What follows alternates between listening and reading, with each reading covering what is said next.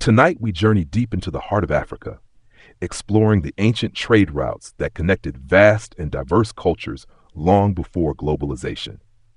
Picture yourself walking across endless desert sands under the sweltering sun, or maybe you're afloat on a wooden dhow, cutting through the warm waters of the Indian Ocean, surrounded by exotic spices and precious goods. The air is thick with anticipation as traders from far and wide cross paths, exchanging stories and riches. You probably won't survive the journey without a bit of grit and luck, but hey, let's see how far we get. So before you get comfortable, take a moment to like the video and subscribe, but only if you genuinely enjoy what I do here. Let me know where you're tuning in from and what time it is where you are. I'd love to hear about your corner of the world. Now, dim the lights, maybe turn on a fan for that soft background hum, and let's ease into tonight's journey together. The origins of trade routes in ancient Africa began in a time before written history, where the continent's vast expanse of natural resources and diverse landscapes became the groundwork for one of the most intricate trade systems in the ancient world. It's hard to fathom, but Africa's earliest trade routes weren't carved out by conquerors or the rise of empire. They were the result of daily survival and necessity. Communities, spread out across deserts, savannas, and mountains, needed to find ways to connect with each other. At first, these routes were simple, footpath-like trails between neighboring communities, trading goods they had in abundance. Desert tribes traded dates, ostrich feathers, and ivory, while further south, the peoples of the forested regions offered rare minerals and animal pelts. As these local exchanges grew more complex, the need for longer and more durable paths became evident. Soon, trade routes snaked across the continent, linking Africa's interior to the Mediterranean and the far reaches of Asia. Historians still argue whether the very first long-distance African trade routes were the result of curiosity or sheer necessity. What we do know is that Africa's vastness made local trade invaluable. In the arid north, communities exchanged salt from the Saharan salt mines, while further south, those who lived in the more fertile regions traded gold, ivory, and precious woods. And speaking of gold, Africa's wealth in gold became the magnet that attracted traders from all over the ancient world. The earliest documented use of gold as a currency or trade commodity dates back as far as 500 BCE. It wasn't just any gold, though. The gold mined in places like the Akan Empire of modern-day Ghana was some of the finest in the world, and it helped lay the groundwork for Africa's role as a key player in ancient global trade.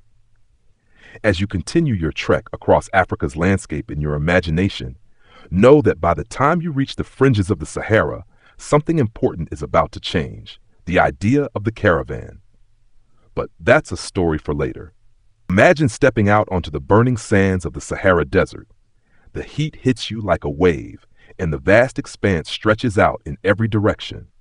The desert is both an obstacle and an opportunity, a land of extremes that has shaped much of Africa's trade history. You're not the first to cross this desolate terrain. For centuries, nomadic traders have braved the scorching sun, harsh winds, and the relentless desert to transport goods. But, believe it or not, the Sahara, often viewed as an impassable barrier, was actually one of the greatest trade routes of ancient Africa. At first glance, it seems impossible to think that the Sahara could ever play a role in something as dynamic as trade, right? After all, who would voluntarily venture into this sea of sand, where temperatures soar well above 100 degrees during the day and freezing cold bites at night? Well, the people who did were, for lack of a better word, resourceful. Despite the oppressive environment, the desert's vast emptiness became a highway for commerce. The key players in this expansive trade network were the camels, often referred to as the ships of the desert. Historians still argue whether the domestication of the camel in North Africa around 1000 BCE was the single most important event in opening up the desert for trade, but it's widely accepted that the camel made long-distance trade through the Sahara possible. Thanks to their ability to travel for days without water and endure extreme temperatures, camels became the essential lifeline of the desert trade routes. They allowed traders to cover hundreds of miles with goods strapped to their backs, passing through the Sahara in ways that would have been impossible for any other animal. While camels were critical, trade routes like the Trans-Saharan network were more than just paths through the desert. They were complex systems with major trade hubs at regular intervals where merchants could rest, resupply, and exchange goods. You'd pass by ancient caravanserais, oases, and fortified cities where vibrant markets teemed with goods, from spices and silks to exotic animals and precious stones. Some of these places, like the oasis towns of Timbuktu or Gao, became legendary centers of trade, culture, and intellectual exchange. As you journey deeper into this network, it's clear that the Sahara was not merely an obstacle, but a bridge, connecting the Mediterranean world with sub-Saharan Africa. The cities of North Africa, such as Carthage and later the Arab states of Morocco, became key players in this extensive trade, bringing goods from the Middle East and Europe and introducing new technologies, religions, and cultural influences into Africa. This allowed the desert, which once seemed a boundary, to turn into a global crossroads. But of course, the vastness of the Sahara wasn't the only challenge. The trade wasn't just about surviving the heat or the emptiness, it was also about navigating the politics of the desert. Different groups vied for control over the trade routes, and while some regions prospered, others faced constant struggles over territory and trade dominance. The traders who managed to successfully traverse these regions were not just brave, but also skilled diplomats, forging alliances, making compromises, and navigating an often volatile political landscape. Now imagine crossing this desert for weeks on end, your camel's footfalls the only sound, except for the occasional whisper of the wind. The heat is relentless, and you rely on your caravan for companionship and support. You're bound for the markets of the Sahel, where gold and salt trade at a premium. And you're not alone in your journey. Other caravans from distant lands are traveling the same routes, each with their own stories to tell. But this isn't just about gold and salt. One of the lesser-known but crucial commodities traded through the desert was elephants. Yes, elephants. Ancient Africans prized the ivory of these majestic animals, and in return, ivory became one of the most sought-after goods in the ancient world, especially in North Africa and the Mediterranean. Elephant ivory was so prized that it was considered a luxury item in Rome, China, and other distant lands, and much of it made its way across the Sahara. Historians often discuss the immense wealth that gold brought to kingdoms like Ghana and Mali, but few give enough attention to the intricate web of ivory trade that also played a vital role in connecting Africa to the rest of the world. By the time the first Islamic traders arrived, the Sahara's trade routes were already bustling with goods that reached far beyond the continent. Yet, despite these fascinating exchanges, we have to ask, was the desert truly a golden highway, or did it come at too great a cost? The desert's toll on travelers, mentally, physically, and financially, has been the subject of many debates. Some argue that the costs of survival were so high that only the wealthiest merchants and empires could afford to use these routes regularly. Others suggest that trade was so essential to the survival of ancient African kingdoms that even the harshest conditions couldn't deter the flow of goods across the desert. In the end, the Sahara remains a paradox, a barrier that also provided an open door to the world. But as you venture deeper into Africa's past, remember that the vastness of this desert, both unforgiving and rich in history, as you stand on the edge of the Sahara, it's hard to miss the mighty river systems to the south that beckon you onward, rivers that have carried life, culture, and commerce for thousands of years. Moving away from the dry expanse of the desert, you begin to make your way toward the lush, fertile lands of the Nile River Valley. Here, in this fertile strip of land, two powerful early civilizations will rise, shaping Africa's trade networks and spreading influence far beyond the continent's borders. Welcome to the world of Egypt and Nubia. Ancient Egypt, with its monumental pyramids and legendary pharaohs, is more than just the land of mummies and the Sphinx. Its riverside location, nestled along the banks of the Nile, made it the perfect crossroads for trade. By 3100 BCE, Egypt had already begun developing complex trade networks that extended deep into Africa and across the Mediterranean. Egypt's access to the Mediterranean allowed for trade with the ancient world, through the Levant to Mesopotamia, and even as far as Greece and Rome. But perhaps more importantly, Egypt's vast resources, especially in grain and papyrus, became essential commodities in global trade. Historians still argue whether Egypt's early trade success was primarily due to the abundance of its natural resources or its military prowess. Some say Egypt's strength in warfare helped it dominate trade routes, while others believe that Egypt's location as a bridge between Africa and Asia made it the ideal hub for commercial activity. Whatever the case, Egypt's access to materials such as gold, copper, and fine linen positioned it as a central player in the ancient world's trade. But Egypt wasn't alone in its thriving trade network. To the south, the Kingdom of Nubia played a pivotal role in shaping African trade. Stretching along the Nile River, from what is now Sudan to southern Egypt, Nubia was a land rich in gold, ivory, and exotic animals, items highly sought after by both Egyptians and other Mediterranean powers. The relationship between Egypt and Nubia was, to put it mildly, complicated. At times, Egypt conquered Nubia and ruled over it, but Nubians were also known to push back, establishing their own kingdoms. The Nubians were famed for their ability to control trade routes that passed through their territory, and their rich resources allowed them to thrive. As early as 2000 BCE, Nubian traders were moving luxury goods like gold, incense, and exotic animals north into Egypt. One of the most famous exports was Nubian gold, which fueled Egypt's wealth and was used in everything from jewelry to religious artifacts. It's said that the Egyptian pyramids themselves were partly funded by Nubian gold, a stunning reminder of the interconnectedness of these two powerful African civilizations. However, the relationship between Egypt and Nubia wasn't just about trade and wealth. It was about influence and culture. Both societies had strong spiritual ties to the Nile, and their shared reverence for this life-giving river led to the exchange of not just goods, but also ideas. The Nubians adopted many aspects of Egyptian religion and culture, even building pyramids of their own, modeled after the grand monuments of Egypt. In fact, it's believed that Nubian rulers, known as the Kushites, eventually took over Egypt during the 25th dynasty, marking a rare but important moment in African history when Nubia ruled Egypt. At the same time, Egypt's reach extended into other parts of Africa and beyond. The Egyptians sent expeditions into Central Africa in search of exotic goods such as elephants and rare woods. Meanwhile, Mediterranean trade routes also became crucial to Egypt's economy, allowing the import of goods like cedarwood, ivory, and precious stones from places like the Levant, Arabia, and even farther into Asia.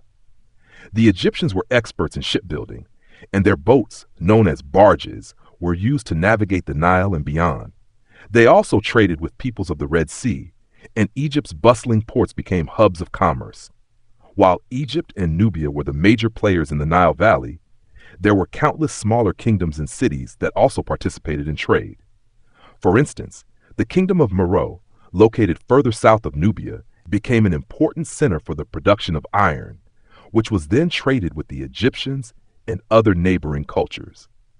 The African Iron Age, beginning around 500 BCE, saw the rise of iron-working technology in places like Nubia, and this precious commodity became highly sought after by other African kingdoms and beyond.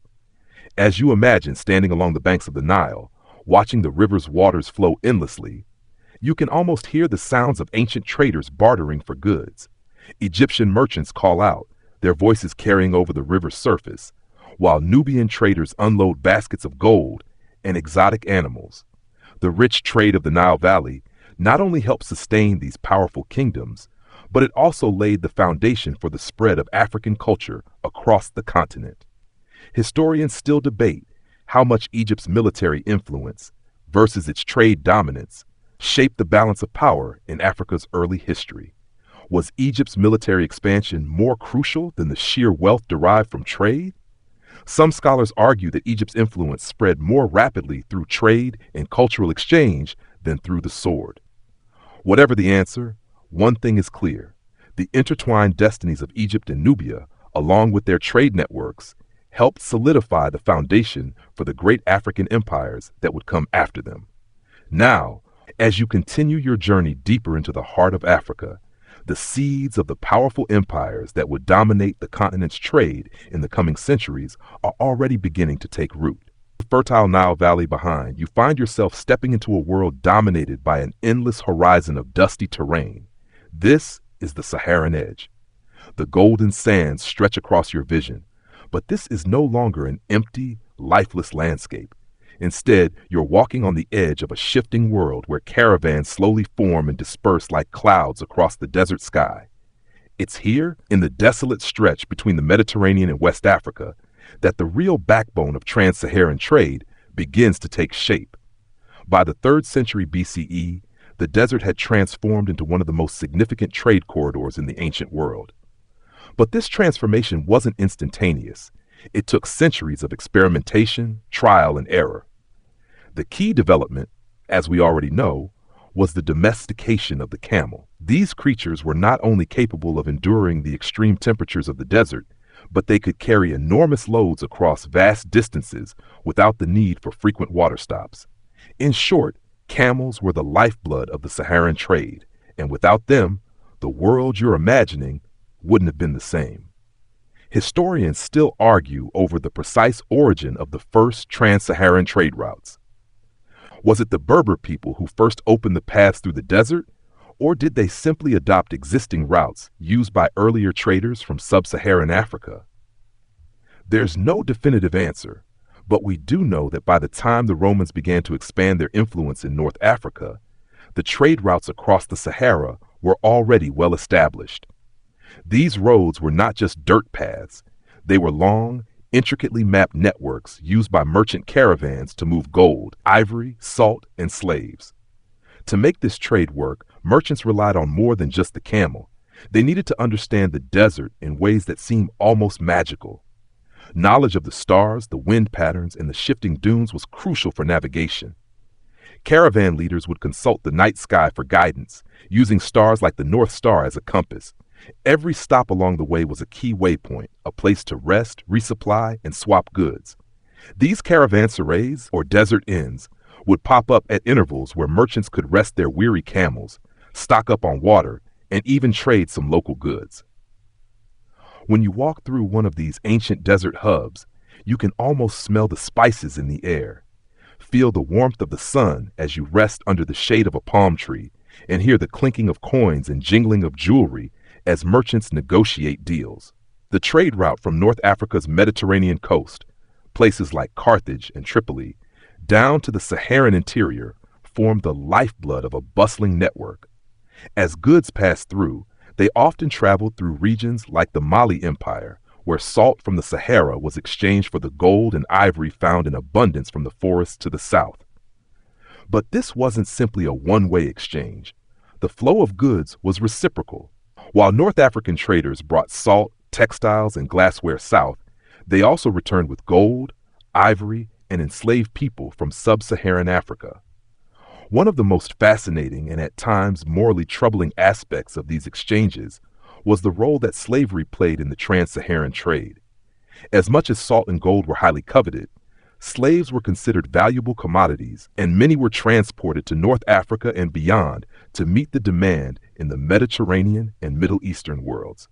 Although the concept of slavery itself isn't new, it was the sheer scale of the trade that made the trans-Saharan network stand out. The human cost of such a trade is difficult to fully comprehend. Thousands of individuals endured perilous journeys across deserts, sold into slavery in markets far from their homes.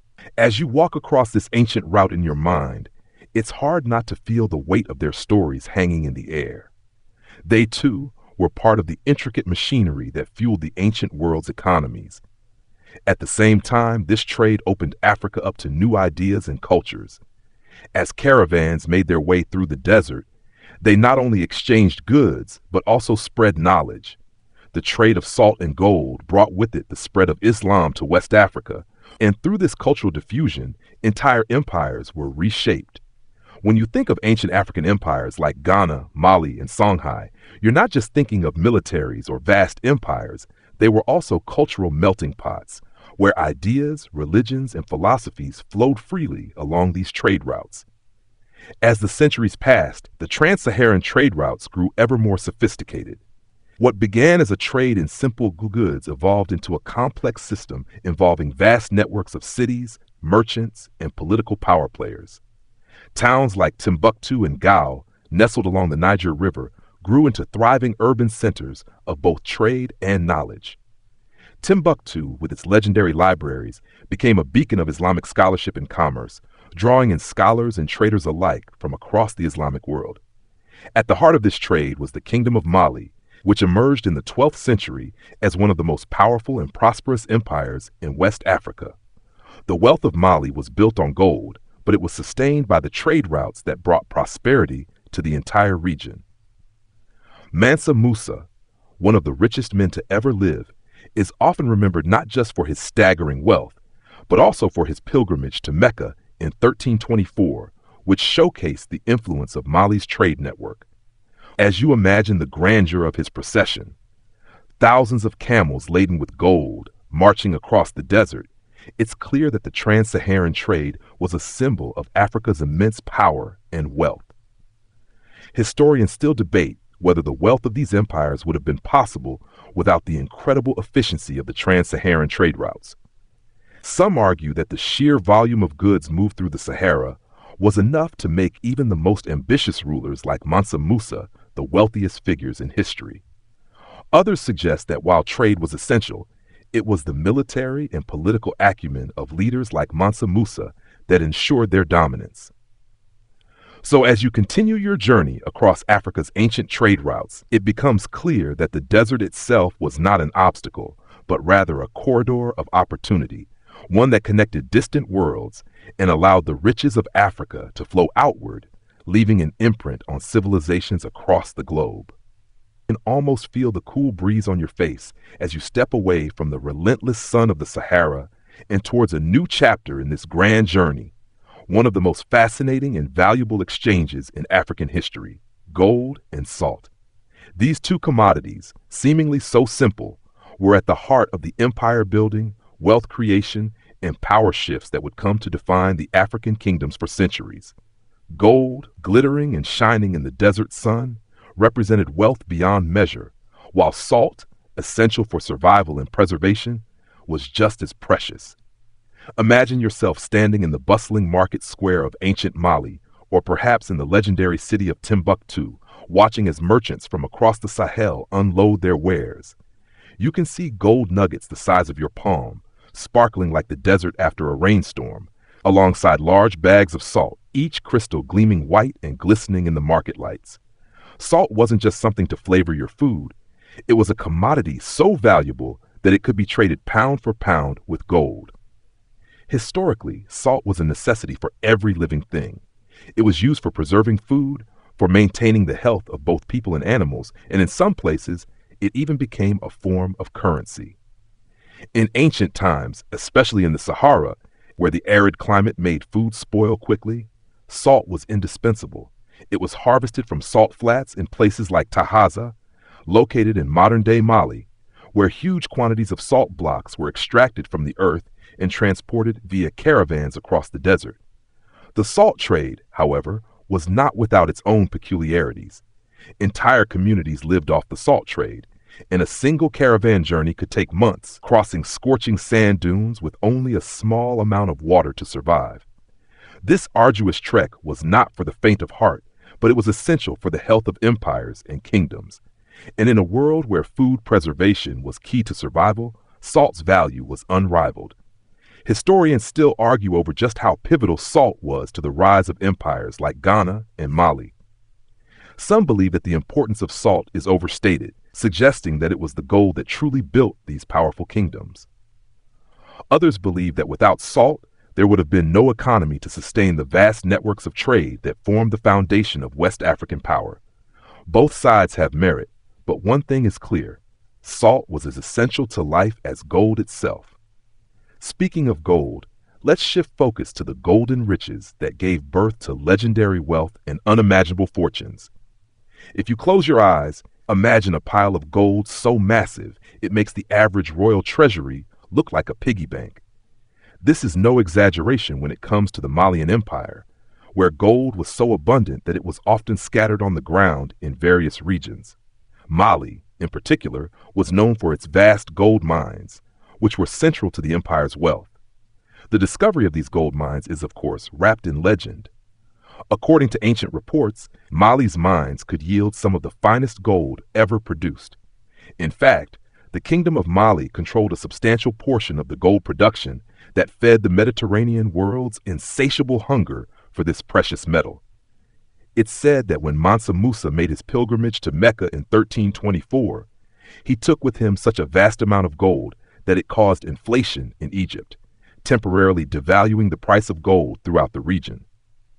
His procession was so lavish, over 60,000 men, 12,000 slaves, 80 camels carrying 300 pounds of gold each, that it left a lasting impression on everyone he encountered. Historians still debate the actual extent of Mansa Musa's wealth. Was he really the richest man in history? It's hard to say, but his legendary wealth speaks to the vastness of Mali's gold resources and the complex networks of trade that allowed them to flow into the Mediterranean, Europe, and beyond. These gold mines in West Africa became a cornerstone of international trade and facilitated the exchange of goods like textiles, spices, and slaves, ultimately bringing prosperity to the Sahelian region. Interestingly, while gold was being mined in Mali, the Egyptians to the north also had access to gold-rich regions in Nubia. However, by the time the Mali Empire rose to prominence, the primary source of gold in Africa had shifted westward. The intricate trade networks that linked the West African kingdoms with North Africa, the Mediterranean, and even Europe created an ongoing exchange where goods and precious materials flowed freely across continents. Salt and gold, along with ivory, slaves, and exotic animals, were the main currencies of African trade, and they provided the foundation for the rich empires that dominated the region.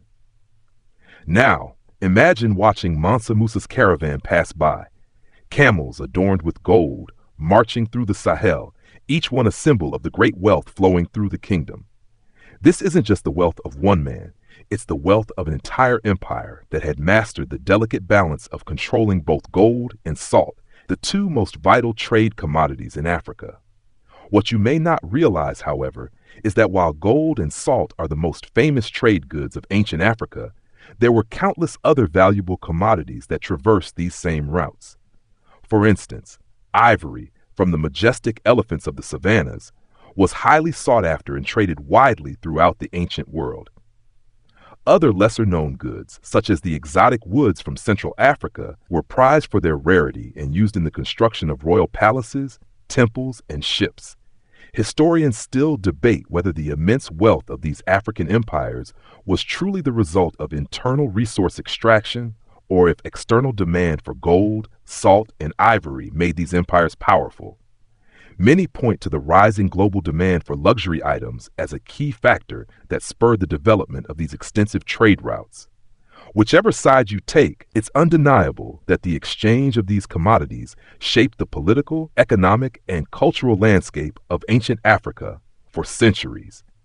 Now that you've watched the golden caravans of Mali stretch out on the horizon, it's time to cross into a different realm of trade, a network that was just as vast and complex, but far less understood in the West.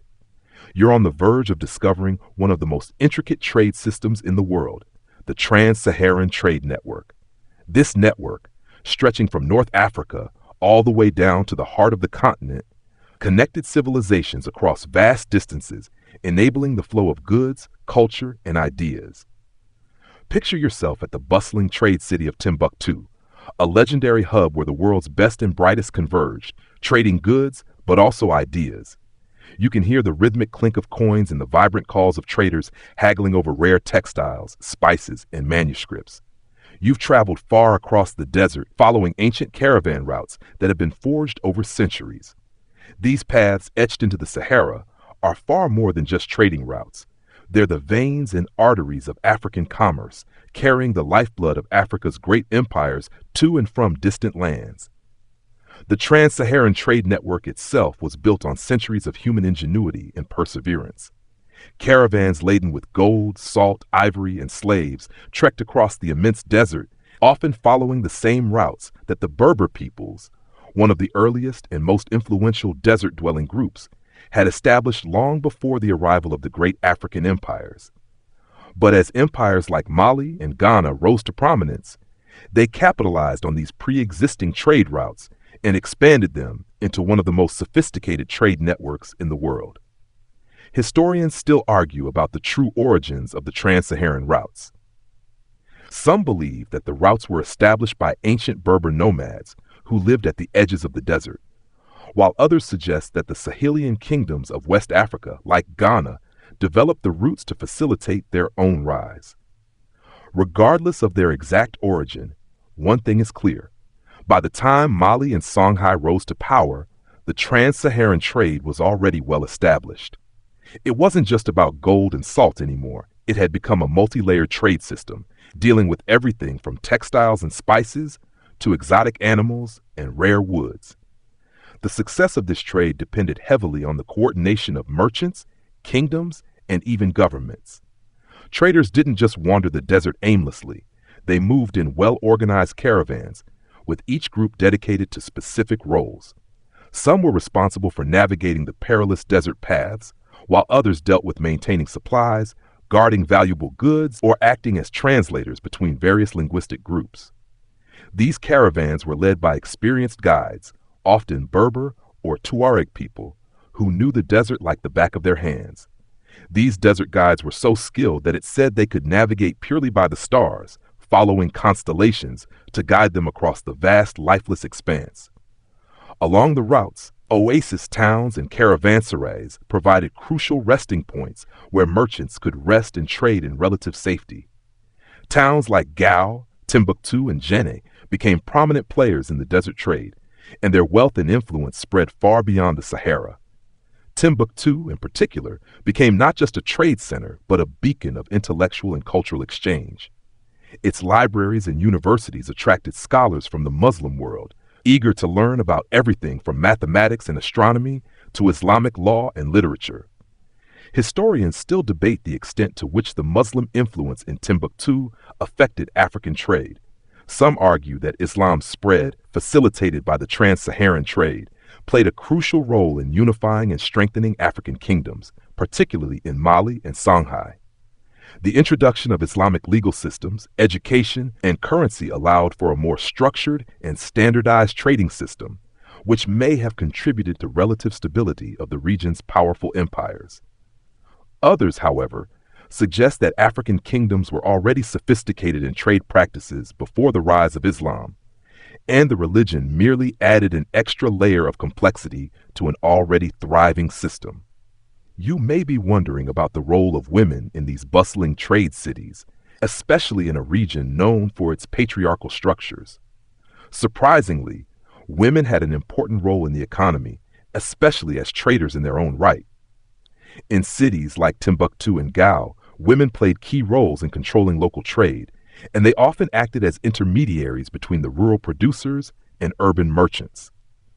They were not just passive players in the market. They helped shape the very economy of the region. As you walk through these ancient markets, imagining the vibrancy of a world where goods, cultures, and knowledge mix, it's clear that the trans-Saharan trade network wasn't just about exchanging physical goods. It was an ongoing, dynamic process of cultural blending. In these deserts, the same paths that carried salt from the north also brought back the religions, languages, and technologies of the wider Mediterranean world, forging connections between Africa and the Arab world, Europe and Asia. Yet, this trade was not without its challenges. The vast desert presented dangers, both natural and human. Sandstorms could destroy entire caravans, and roving bandits often preyed on merchants traveling through the desolate stretches of the Sahara. But the rewards were great enough to make these risks worth it. For those with the resources to venture into the Sahara, the potential profits were immense. The rise and fall of the great West African empires, like Ghana, Mali, and Songhai, was intrinsically linked to their control of these desert trade routes. As long as they could maintain a monopoly on the trade of salt and gold, they would thrive. But as rival kingdoms rose up and the demands of Europe for gold and slaves grew, these empires began to face pressure from both external and internal forces. Yet, even as they faded from power, the legacy of the trans-Saharan trade network remained. Looking out over the desert, imagining the caravan route stretching far into the distance, you realize that the trans-Saharan trade was more than just a collection of goods moving across an arid landscape. It was the catalyst for centuries of African prosperity, cultural exchange, and global influence. As you journey deeper into the sprawling network of Africa's ancient trade routes, it's time to turn your attention southward toward the Kingdom of Ghana. Here, in this realm of gold and salt, the story of Africa's thriving empires takes on a new layer of complexity. Ghana, the first great empire in the Sahel, will show you the intricate relationship between powerful monarchs, strategic trade routes, and the wealth that flowed like a river through its capital. Imagine standing at the gates of the bustling city of Kumbi-Saleh, the capital of ancient Ghana. The city is alive with merchants from all corners of Africa and beyond. Caravans of camels laden with salt, gold, and ivory have just arrived, and the market is brimming with activity. The clinking of coins, the rhythmic chatter of traders, and the smell of spices and freshly baked bread fill the air. Ghana's merchants, skilled in the art of negotiation, barter their goods while their customers haggle for the best prices. It's here in Kumbi-Saleh that you get a real sense of how the kingdom's wealth wasn't just from its natural resources, but from its strategic control of trade routes. Historically, the Kingdom of Ghana flourished from around the 6th to the 13th century, due in no small part to its position at the crossroads of the trans-Saharan trade routes.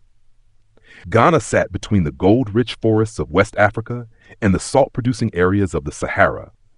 As a result, it became the central hub for trade, where merchants exchanged gold, ivory, salt, and other precious commodities. But it wasn't just about raw materials. Ghana's wealth lay in its ability to control the flow of these goods and its role as the middleman between traders from the north and the south. Historians still debate how much the kingdom's prosperity was built upon its gold mines. While Ghana was rich in gold, it didn't mine the gold itself. Instead, Ghana controlled the trade routes that linked the gold mines of the south to the desert traders in the north. This monopoly allowed the kingdom to exact taxes on gold shipments passing through its territories, further enriching the royal coffers. By the 9th century, Ghana's capital was a thriving city of commerce, boasting impressive architecture and a complex social structure. The king, known as the Ghana, wielded immense power, and his control over the kingdom's wealth allowed him to maintain a powerful army and keep rival kingdoms at bay. While Ghana's control over gold and salt was the foundation of its power, the kingdom's strategic position allowed it to serve as a crucial bridge between two vastly different cultures. To the north, the Berber traders of the Sahara, along with the expanding influence of the Arab world, brought new goods, ideas, and technologies. From the south came the peoples of the forests and savannas, bringing ivory, slaves, and other products. These two regions, so different in culture, language, and religion, met in Ghana, creating a melting pot of ideas and commerce. Ghana's success, however, was not without its challenges. Despite its wealth, the kingdom faced constant pressure from rival empires and external invaders. One of the biggest threats to Ghana's dominance came from the rising power of the Almoravids, a Berber Muslim dynasty that sought to control the trans-Saharan trade routes and spread Islam across West Africa. The Almoravids, eager to control Ghana's wealth, launched a series of invasions in the 11th century. Though Ghana initially resisted, the pressure from the Almoravids, coupled with internal conflicts and the disruption of trade routes, eventually led to the kingdom's decline. Nevertheless, Ghana's legacy endured. The kingdom's sophisticated trade system and its ability to control valuable resources set a model for the succeeding empires of Mali and Songhai. And even though Ghana eventually fell to invaders, the routes it established remained in use, facilitating the rise of the Mali Empire and later the Songhai Empire. As you walk through the ruins of what was once Kumbi-Saleh, you begin to understand the immense scale of Ghana's power. The kingdom didn't just control a few trade routes, it shaped the entire flow of commerce across the Sahara. The wealth from gold and salt fueled the growth of a civilization that influenced trade and politics across the continent, from the Mediterranean to the heart of sub-Saharan Africa. Historians still debate whether the decline of Ghana was primarily due to military pressure or internal weaknesses. Some believe that the Almoravids' military campaigns, combined with the disruption of trade routes and environmental changes like desertification, caused Ghana's fall. Others suggest that Ghana's political structure, an over-centralized system that relied heavily on the king's authority, may have contributed to its downfall. The once thriving trade empire of Ghana slowly disintegrated, but the idea of a wealth-generating trade system would continue to shape the empires that came after it. Now, as you continue your journey into the future of West African empires, you'll find that the concept of controlling trade routes, both terrestrial and maritime, is one of the most important lessons learned from Ghana's rise and fall. It was this legacy that would guide the powerful Mali and Songhai empires to greatness. Standing at the edge of Ghana's former capital, you realize that the empires to follow, Mali and Songhai, would take the lessons of Ghana's prosperity and pitfalls and refine them into something even grander. But for now, take a moment to appreciate the role Ghana played in the great network of African trade. It was the first of the great African empires to fully understand that controlling the flow of resources wasn't just about wealth, it was about influence, power, and legacy. As the sun sets over the vast Sahelian plains, a new empire is rising in the distance, Mali. If you've been following this journey, you'll already have a sense of how trade and the control of key resources like gold and salt have shaped the course of African history. Mali, however, is where all these forces converge and explode into one of the greatest empires the world has ever seen. Imagine yourself walking through the vibrant streets of Niamey, the capital city of the Mali Empire, a place of wealth, power, and cultural exchange. The sound of traders bargaining fills the air. The sweet smell of spices mingles with the scent of freshly baked bread, and the heavy gold adornments of the local nobility catch the light as they walk past. It's hard to believe that such a city could exist in the midst of the Sahel, a region known for its harsh climate and expansive desert. Yet here it is, a thriving metropolis. Mali's rise began in the early 13th century when a warrior king named Sundiata Keita united several Mandinka clans and founded the Mali Empire. The empire's real boom came later, though, under the leadership of Mansa Musa, one of the wealthiest and most famous figures in world history. His reign, which began in the early 14th century, transformed Mali from a regional power into a global superpower. Mansa Musa's fame wasn't built on conquest alone. He knew that the key to empire building lay in controlling trade. The Mali Empire sat right on top of the most lucrative gold-producing regions of West Africa, and it was Mansa Musa's vision and strategic alliances that allowed the empire to monopolize the gold trade. This control over gold was a game changer for the region. With vast gold mines at his disposal, Mansa Musa could dictate the prices of gold in international markets. But it wasn't just about gold. Mansa Musa also understood the value of salt, the other crucial commodity traded across the Sahara. Just like the earlier kingdoms, Mali became a central player in the salt for gold trade. Salt, mined in the Saharan oases, was exchanged for Mali's vast reserves of gold, giving the empire an economic foundation that few could rival. Salt was essential not only for daily life, but for preserving food, making it indispensable in trade.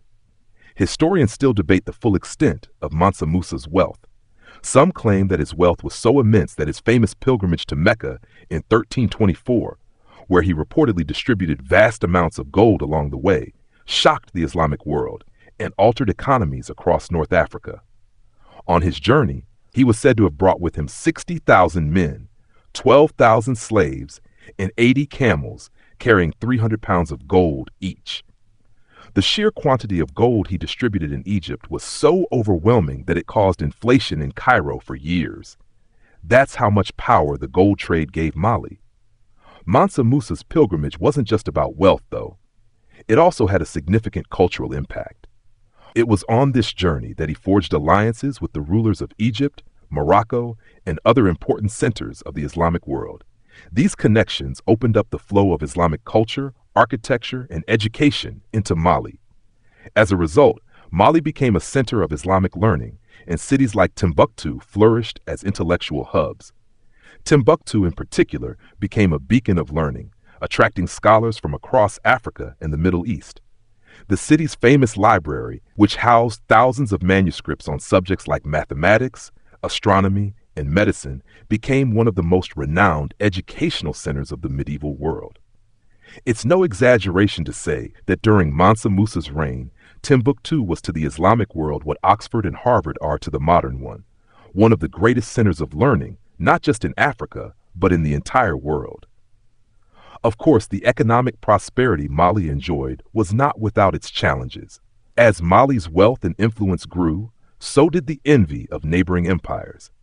The Songhai Empire to the east of Mali was an ambitious and powerful kingdom that sought to expand its own control over the trade routes. The tensions between Mali and Songhai culminated in a series of conflicts, with Songhai eventually rising to take control of the trade networks once dominated by Mali. Historians continue to debate the cause of Mali's eventual decline. Some suggest that the empire's expansion led to logistical difficulties, especially in controlling its vast territory. Others argue that Mali's decline was inevitable due to the pressure of internal strife, external threats from the Songhai, and the destabilizing effects of the succession struggles within the royal family. Whatever the cause, by the late 16th century, the once mighty Mali Empire had fractured, and the wealth that had once flowed so freely through its cities began to dwindle. Still, the legacy of the Mali Empire, particularly the wealth and cultural influence it wielded, lived on long after its decline. The empire laid the groundwork for the development of future African empires, especially Songhai, which inherited much of Mali's trade networks, cultural institutions, and military strategies. Mali's impact on the world of trade can't be overstated. It wasn't just a gold empire. It was an empire that understood how to wield the power of trade to its advantage. Mali's dominance in the gold and salt trade shaped economies from the Mediterranean to the Islamic world, and the empire's role in the spread of Islam and education further solidified its importance in the broader historical narrative. As you walk away from Niani, reflecting on the grandeur of Mali, one thing becomes clear. The success of empires like Mali wasn't just about conquering lands. It was about mastering the art of trade, securing vital resources, and controlling the flow of wealth across continents. These ancient trade routes not only gave rise to empires, but also created a network of interconnected civilizations, all of which shaped the Africa we know today. As the sun sets over the Great Sahel, the legacy of the Mali Empire begins to fade into the distance, and in its place, a new empire rises in the east, the Songhai Empire. But even as you continue your journey, the echoes of Mali's golden age still reverberate through the land. The Songhai Empire, which emerged as the dominant power in West Africa by the late 15th century, took up the mantle of control over the crucial trade routes that Mali had once held so tightly. And with the Songhai Empire came an even more refined system of trade, extending the reach of African commerce to new heights. Picture yourself walking into the bustling markets of Gao, the capital of Songhai. The streets are lined with traders from all corners of Africa and beyond. You hear the voices of Berber merchants haggling over the price of salt, while traders from the forest regions to the south proudly display their goods, gold, ivory, and rare woods. In Gao, the pulse of commerce beats loudly, for this city sits at the crossroads of trade routes, linking the interior of Africa to the Mediterranean and the Middle East. It's the perfect example of how Songhai, inheriting the wealth of Mali's gold mines and trade networks, would expand and refine these connections. Songhai's economy, like Mali's before it, was built upon the twin pillars of gold and salt. But while Mali's kings controlled the southern gold fields, Songhai's rulers took it a step further by controlling the critical trans-Saharan trade routes that passed through cities like Timbuktu and Djenné. These cities, once part of Mali's empire, remained vital centers of commerce and intellectual exchange, and the Songhai Empire expanded upon their wealth and influence. The ruler who is most associated with Songhai's rise is Sunni Ali, whose reign from 1464 to 1492 transformed the empire into the largest in West Africa. Sunni Ali, a warrior king, led a series of military campaigns that expanded Songhai's borders and gave the empire access to vital trade routes. His conquests allowed Songhai to control the flow of goods through the region and made it the dominant power in West Africa. But it wasn't just military strength that made Songhai great. It was also the empire's sophisticated administrative system and its commitment to trade. Historians still debate the extent to which Songhai's military conquests helped its economic prosperity. Some argue that Sunniali's military prowess laid the foundation for Songhai's wealth by ensuring control over critical trade routes. Others suggest that the empire's prosperity was more the result of its control over valuable resources and the ability to tax goods as they passed through the empire. Either way, the trade routes that passed through Songhai allowed the empire to dominate commerce in West Africa, just as Mali had done before it. At the heart of this success was the city of Timbuktu, which, under the Songhai Empire, became the leading center of trade and learning in Africa. The city was home to an extraordinary number of scholars, merchants, and craftsmen who brought knowledge from across the Islamic world.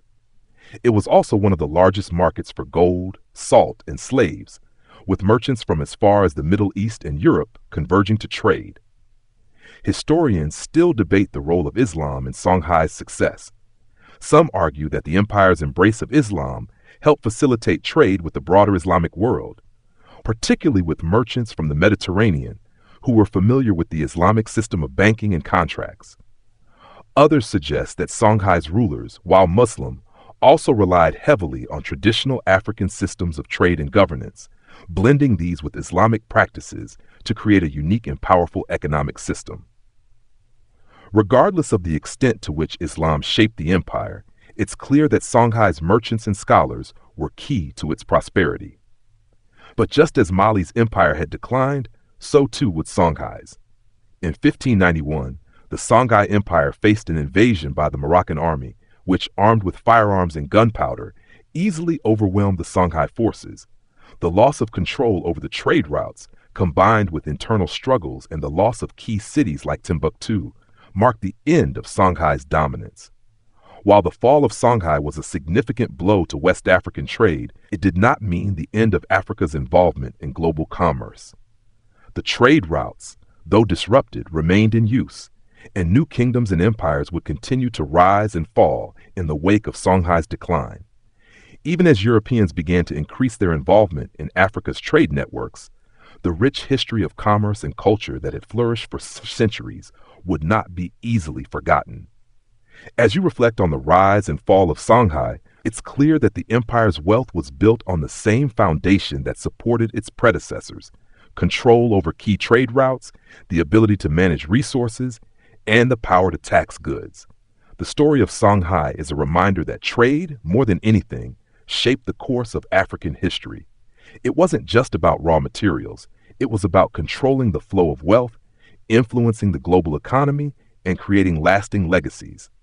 Now, as you look to the future, you realize that the history of Africa's great trade empires, the gold of Mali, the salt of Ghana, and the learning of Songhai, has laid the foundation for a new chapter in global commerce. Africa's trade routes may have evolved over the centuries, but the lessons of these ancient empires remain just as relevant today. As the fading light of the Songhai Empire slips into the annals of history, a new chapter begins, one that is more complicated and, in some ways, more impactful than ever before. The 16th century marks the entry of European powers into Africa's trade networks, a shift that would fundamentally alter the course of the continent's history. The trade routes, which had once been dominated by the great African empires, now became battlegrounds for foreign powers. The global desire for African resources, particularly gold, ivory, and later slaves, would change the nature of Africa's involvement in international trade forever. Picture yourself arriving at one of Africa's coastal trading ports, a bustling scene where African traders are now joined by the Portuguese, the Dutch, the French, and the English. You can see large European ships anchored off the coast, their masts tall and imposing, their sails billowing in the wind. The sound of creaking wood, the smell of salt water and spice, and the clamor of various languages fill the air. You've just entered the world of the Atlantic slave trade, an era that would define Africa's trade relationships with Europe and the Americas for centuries. Historically, this era began in earnest in the late 15th century when the Portuguese first established trading posts along Africa's west coast. These forts served as staging areas for the European slave trade, as well as for the extraction of valuable commodities like gold and ivory. The Portuguese quickly established a monopoly on the trade in African slaves, exporting thousands of people each year to the sugar plantations of Brazil and the Caribbean. Historians still argue about the precise motivations behind European involvement in African trade, but many believe that it was a combination of factors: economic greed, the expansion of empires, and the increasing demand for labor in the New World that led to the scramble for Africa. As European colonial powers expanded their empires across the Atlantic, they saw Africa not just as a source of valuable materials, but as a region to exploit for cheap labor. The result was the tragic and dehumanizing Atlantic slave trade. But it wasn't just slaves that were shipped across the Atlantic. The European involvement in African trade also led to the transfer of new technologies, ideas, and goods. European firearms, for instance, were introduced into Africa, changing the balance of power between African kingdoms.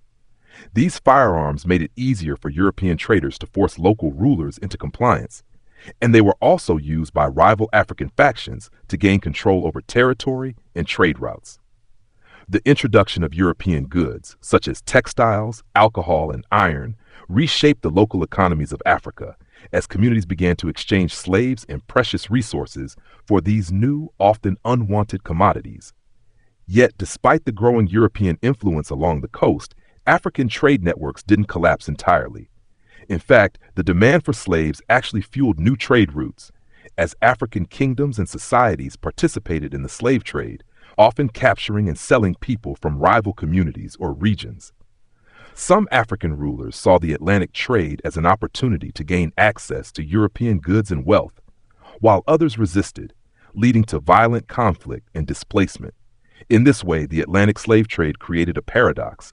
On the one hand, it enriched some African kingdoms. On the other, it destroyed the lives of millions of Africans. The introduction of European colonial powers to Africa's trade networks also led to the disruption of the traditional trade routes. As coastal trading posts grew, the focus shifted away from the interior, where the great African empires once thrived. Ports like Elmina in Ghana and Ouidah in modern-day Benin became crucial hubs in the transatlantic trade, while the inland kingdoms, once rich with gold and salt, gradually lost their relevance in the global economy. The once bustling trade routes that connected West Africa with the Mediterranean and the Sahara began to decline as the European focus shifted to the Atlantic Ocean. Historians debate whether the African continent would have experienced a different trajectory had the Europeans not entered the scene. Would Africa have continued to develop and control its own trade routes, or would the rise of the Atlantic economy have been inevitable? Many argue that the European intervention in African trade drastically altered the course of history, as the economic power that had once been in the hands of African kingdoms gradually shifted toward Europe. Looking at the Atlantic slave trade from a broader perspective, it's clear that the economic impacts were devastating. The trade stripped Africa of its most valuable resource, its people, at an unspeakable scale. It's estimated that between the 16th and 19th centuries, more than 12 million Africans were forcibly taken from their homes and shipped across the Atlantic to work as slaves. The effects of this brutal trade are still felt today, as the disruption of societies, economies, and cultures left scars that would take centuries to heal. Despite the horrors of the slave trade, Africa's historical involvement in global trade didn't end with the rise of the Atlantic economy. The remnants of Africa's ancient trade routes, though disrupted, still serve as the backbone of many modern economies. The strategic importance of the continent's resources, including oil, minerals, and agricultural products, continues to shape global trade today. The continent's role in the production of rare metals, diamonds, and oil means that its trade routes remain vital to the global economy. So, as you stand at the edge of the Atlantic, watching the ships come and go, you're left to ponder the vast complexity of Africa's history in global commerce. From the trade of gold and salt to the painful legacy of the Atlantic slave trade, Africa's role in shaping the modern world is undeniable. Though the continent's trade networks have evolved and adapted over centuries, the core themes of resource control, cultural exchange, and economic exploitation remain consistent. Africa's ancient trade routes are not just relics of the past, they are the foundation upon which the modern global economy is built. As you stand on the shores of the Atlantic, contemplating the deep shifts in Africa's trade relationships, the continent's legacy of commerce and influence begins to reveal itself anew. While the European powers, with their insatiable demand for labor and resources, transformed Africa's role in the global economy during the colonial period, something far more subtle and enduring was taking root. In the shadows of the transatlantic slave trade, Africa's trade networks were far from dead. They had simply evolved, adapted, and found new ways to assert their place in a world that was increasingly interconnected. Now, let's shift our gaze to the east.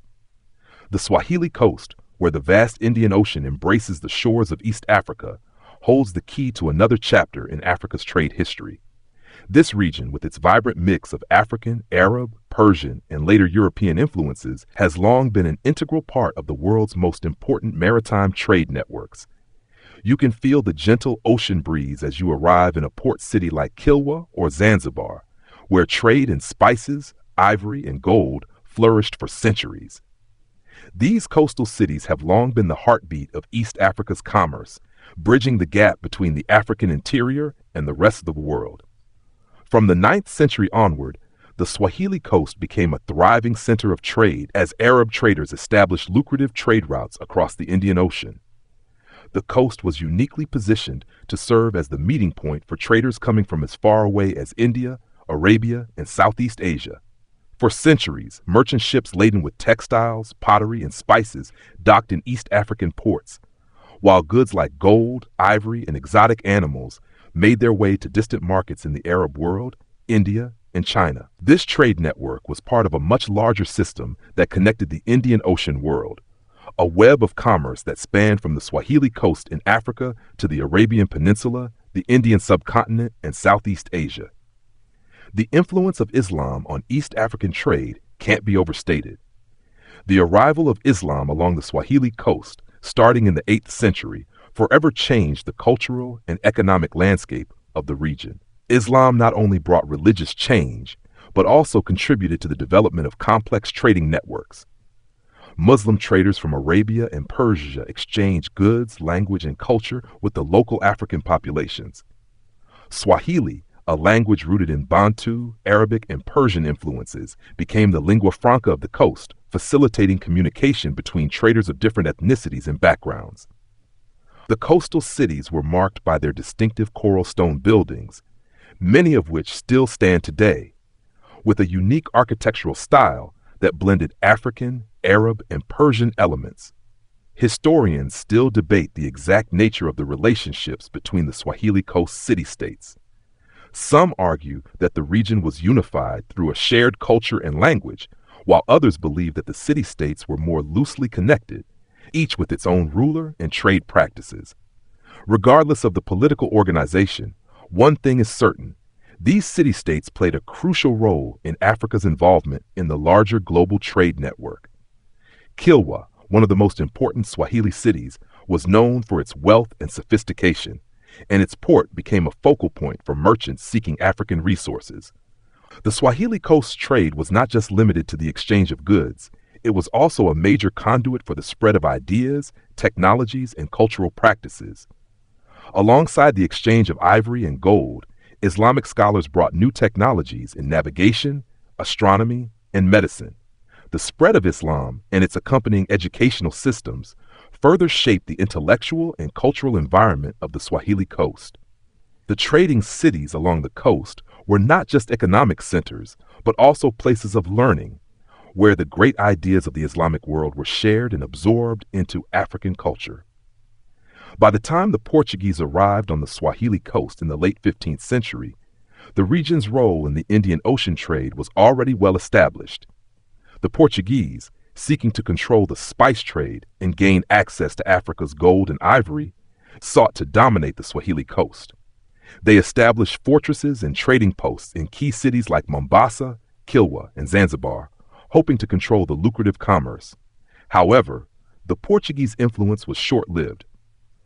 Local Swahili merchants and their Arab allies resisted Portuguese control, and by the 17th century, the Swahili Coast had largely regained autonomy, though the Portuguese legacy still left its mark on the region's culture and trade practices. Historians often point to the Portuguese arrival as the beginning of a shift in African trade networks, one that would be followed by the influence of other European powers. But even as the Swahili Coast faced new challenges from European colonization, it continued to be an important hub for the Indian Ocean trade. The export of slaves, ivory, and spices continued to shape the economies of the coastal city-states, even as European powers jockeyed for control of the region. The trade that took place along the Swahili Coast was deeply connected to the larger global economy. Goods from the Swahili Coast made their way to markets in the Arabian Peninsula, India, and even China, while exotic imports from these regions found their way into East Africa. The legacy of the Swahili Coast trade networks can still be seen today, as the region remains a vital part of Africa's maritime economy, linking the continent to Asia and the Middle East in ways that are both ancient and modern. As you stand on the shores of the Swahili Coast, watching the dhow boats drift across the horizon, it's clear that this region, more than any other in Africa, represents the fusion of African, Arab, and global influences. The legacy of this dynamic trade system, which spans centuries, continues to shape the cultural and economic landscape of East Africa. From the bustling markets of Kilwa to the ivory trade that once fueled Africa's economy, the Swahili Coast serves as a reminder that Africa's place in global commerce is not new. It's as old as the first merchant ships that set sail from its shores, expansive waters of the Indian Ocean. It's hard to ignore the profound changes in Africa's trade routes that have unfolded before you. From the deserts of the Sahara to the bustling city-states of the Swahili Coast, Africa's trade history is rich with diversity, complexity, and moments of incredible transformation. But as you step back and observe the larger picture, a new force has begun to shape Africa's place in global commerce: the rise of the European powers and their increasingly aggressive encroachment on African trade networks. Imagine, if you will, the quiet hum of early colonial exploration. The 16th century brought with it not just the Portuguese in Africa, but the dawn of a new era where the pursuit of new trade routes and resources turned into the pursuit of empire. European powers began to dominate not only the seas, but also the very land on which trade routes had long been established.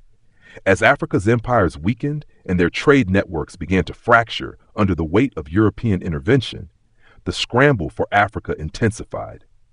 The once self-sustaining networks that had connected African peoples to Europe, Asia, and the Americas began to feel the strain of colonial ambitions. This period, beginning with the Portuguese but expanding with the arrival of the Dutch, French, British, and other European powers, marked a dramatic shift in African trade. You're no longer watching the peaceful flow of African goods and cultures across the continent's varied regions. Instead, you find yourself witnessing the slow but inevitable rise of the Atlantic slave trade, which would come to dominate African trade for centuries, with brutal consequences. The Atlantic slave trade is one of the darkest chapters in Africa's trade history. European demand for enslaved labor in the Americas, particularly for the booming sugar, tobacco, and cotton industries, led to the forced capture and transport of millions of Africans. Imagine the terrifying reality for those who were taken: the chains, the overcrowded ships, the crushing journey across the Atlantic that claimed the lives of many. But it wasn't just the people who were taken. The very fabric of Africa's societies was torn apart by this trade, which in many ways became the economic backbone of European colonial expansion. By the 17th century, the demand for enslaved people, alongside the exchange of goods like gold, ivory, and later rubber, shaped the contours of African trade in new, violent, and tragic ways. The once flourishing trade networks that had been centered around the exchange of raw materials like gold and salt now became tied to human suffering on an unprecedented scale. African rulers and traders, some seeking to protect their kingdoms, others complicit in the trade, became part of a system that would forever alter the course of history. While European colonial powers controlled the Atlantic slave trade, Africa's interior remained subject to frequent raids and wars. In exchange for captives, local leaders were given firearms and other European goods that further fueled conflict and destabilized existing trade routes. The infamous triangular trade became the economic structure under which Africa's role in the global economy was forcibly redefined. European ships departed from ports like Liverpool, Nantes, and Lisbon, carrying manufactured goods and returning to Africa with enslaved people whose forced labor would fuel European plantations in the Americas. But the impact wasn't just economic. African societies were left fractured by internal conflict, the loss of millions of people, and the destruction of long-standing trade relations. Societies that had once thrived along the Nile, the West African savannas, and the Swahili Coast now found themselves drawn into an exploitative system that redefined the very essence of their civilizations. Historians still debate how the African rulers were complicit in the Atlantic slave trade.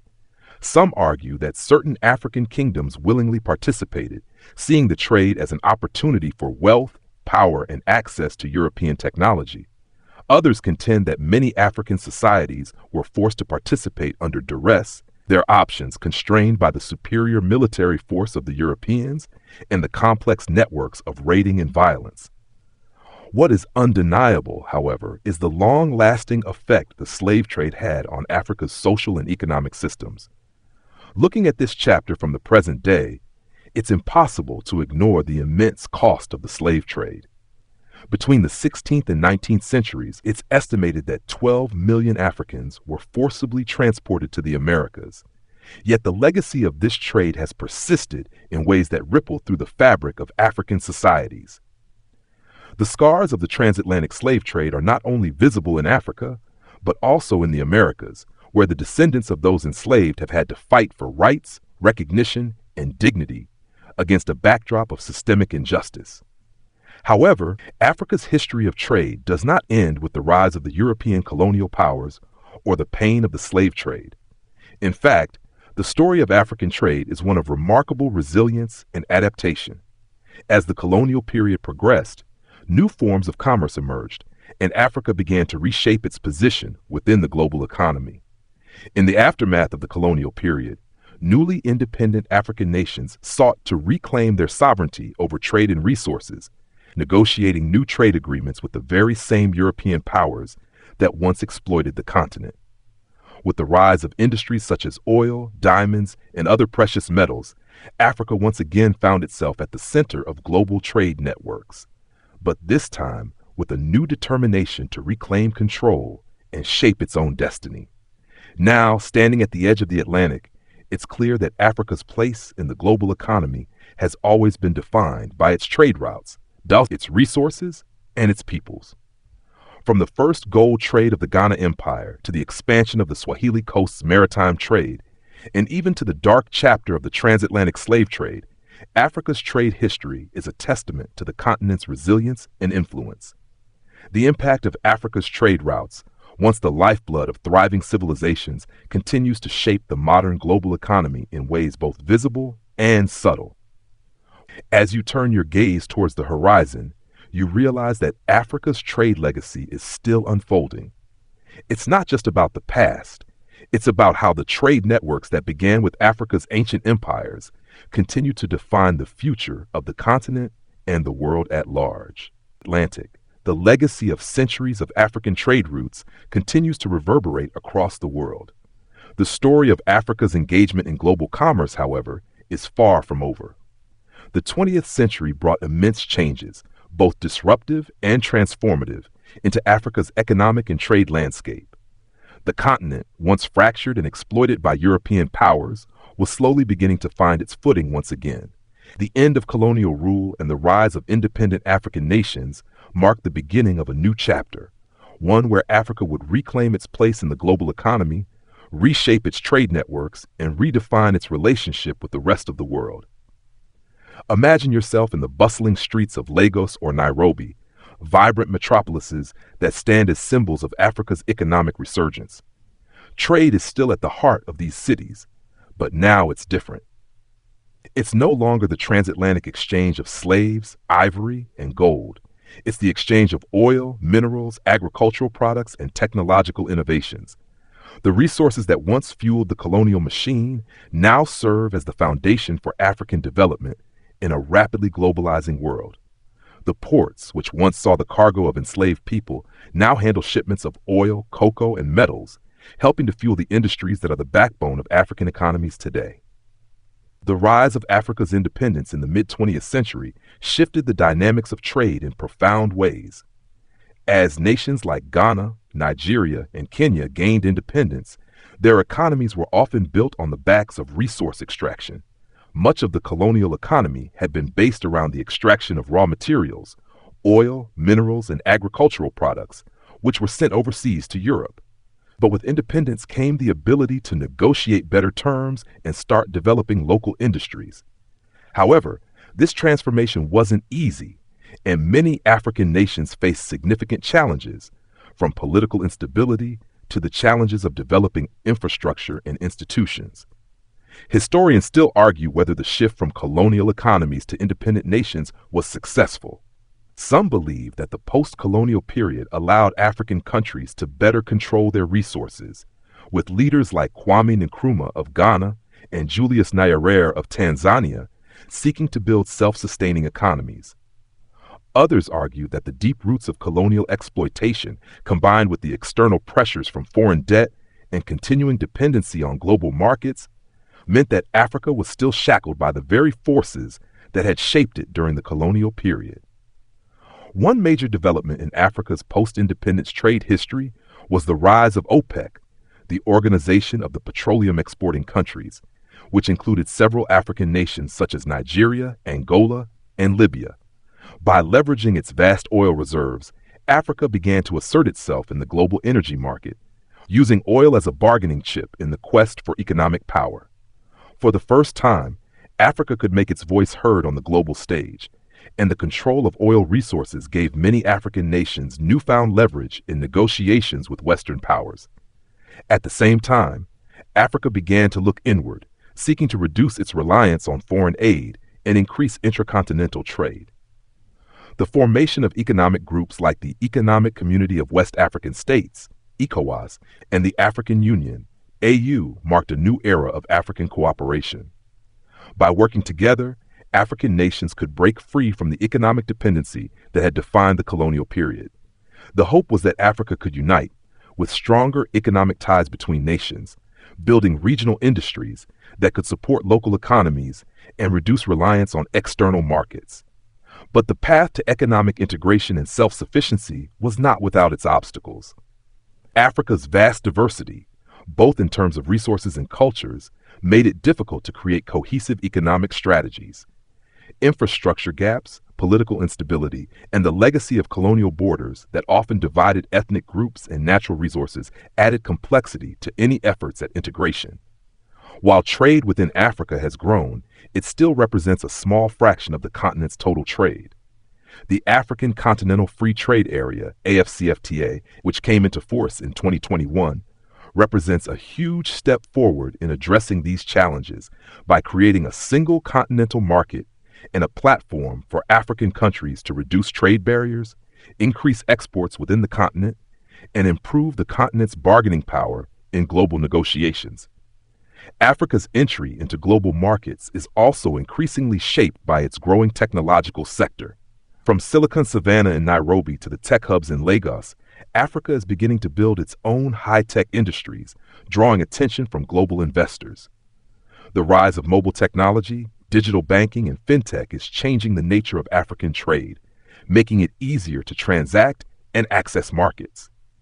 E-commerce platforms and mobile payment systems are allowing small businesses to access international markets in ways that were once unimaginable.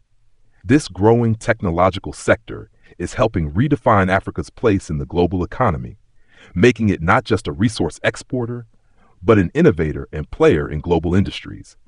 This technological revolution, however, doesn't come without its challenges. While mobile phones and digital banking have made remarkable strides in improving access to services, Many parts of Africa still face challenges in terms of internet connectivity, infrastructure, and education. Bridging the digital divide will be essential for ensuring that Africa's digital revolution is inclusive and benefits all regions and peoples. As you walk through the markets, watching goods from all over the world come and go, you start to see the larger picture of Africa's trade legacy. The ancient trade routes that once carried salt, gold, and ivory are now carrying new commodities, oil, minerals, and technology. But the roots of Africa's trade history remain deeply embedded in the continent's rich cultural heritage. The innovations and strategies that emerged from ancient African empires like Mali, Ghana, and Songhai have shaped not only African societies but the global economy itself. And yet, there is more to be done. Africa's natural resources continue to be an essential part of the world's supply chain, but the true challenge now lies in ensuring that Africa benefits more equitably from the trade of these resources. The continent's vast wealth, both natural and human, has the potential to shape the future of global commerce, but it will take continued effort, cooperation, and investment to unlock that potential fully. Standing at the crossroads of past and present, you realize that Africa's trade story is one of continual reinvention. From the ancient gold and salt caravans to the global supply chains of today, Africa's role in global trade has been transformative, resilient, and filled with opportunity.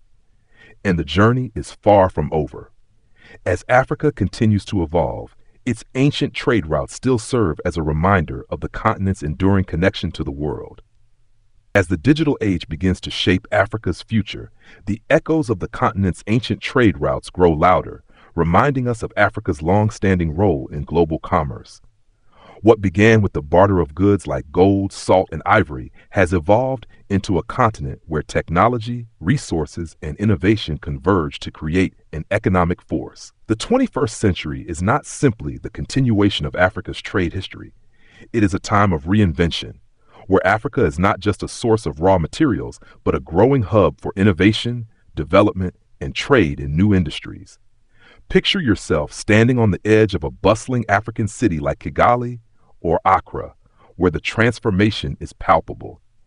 These cities, like so many others across Africa, have experienced rapid growth and modernization in recent years. The roads are lined with new businesses, cafes, and digital startups. The air hums with the energy of a generation determined to push Africa into the future. Trade, once defined by the movement of raw materials, is now shifting toward the digital economy. Mobile money services, e-commerce, and tech startups are reshaping how Africa does business. Historically, African economies were largely based on the export of raw materials to foreign markets. Colonial powers extracted Africa's wealth, leaving the continent with limited infrastructure and minimal industrial capacity. However, as the winds of independence swept across the continent in the mid-20th century, African nations began to carve out a path toward economic sovereignty. This journey has been uneven, with setbacks due to political instability, civil wars, and the continuing legacy of colonial economic structures. Yet, the 21st century brings with it a new momentum. One of the most visible signs of Africa's evolving role in global trade is the rise of technology. The continent, often dubbed the Silicon Savannah, is home to one of the world's fastest-growing technology sectors. The rise of mobile phones and mobile banking has revolutionized commerce, particularly in countries like Kenya, where M-Pesa, a mobile money service, has become a lifeline for millions of people. What began as a way to send money across Kenya's vast rural areas has expanded into one of the most innovative financial services in the world. M-Pesa has not only enabled millions to participate in the economy, but has also attracted global investors, showing that Africa is not merely a passive participant in global commerce, but an innovator in its own right. Historians still debate whether Africa's growth in the tech sector will be enough to overcome the barriers of infrastructure and education that still hinder development in many areas. Some argue that the rise of technology could be the key to leapfrogging traditional stages of development, allowing Africa to bypass the infrastructure challenges faced by more developed nations. Others caution that digital transformation alone will not solve Africa's complex problems, such as poverty, inequality, and political instability. What is clear, however, is that technology has opened new doors for Africa, creating opportunities for trade, innovation, and development that were once unimaginable. The importance of regional integration has also taken center stage in the 21st century. The African Continental Free Trade Area, AfCFTA, which came into effect in 2021, is one of the most significant initiatives to boost intra-African trade. By creating a single market for goods and services, the AfCFTA has the potential to unlock economic growth across the continent. African countries, which once relied heavily on exports to Europe, are now working together to create a more self-sustaining economy. With a combined population of over 1.3 billion people and a GDP of over $3 trillion, the AfCFTA has the potential to create the world's largest free trade area, rivaling those in Europe and Asia. By eliminating tariffs, reducing trade barriers, and streamlining regulatory systems, the AfCFTA aims to make it easier for African businesses to trade with each other. This has already resulted in some success stories.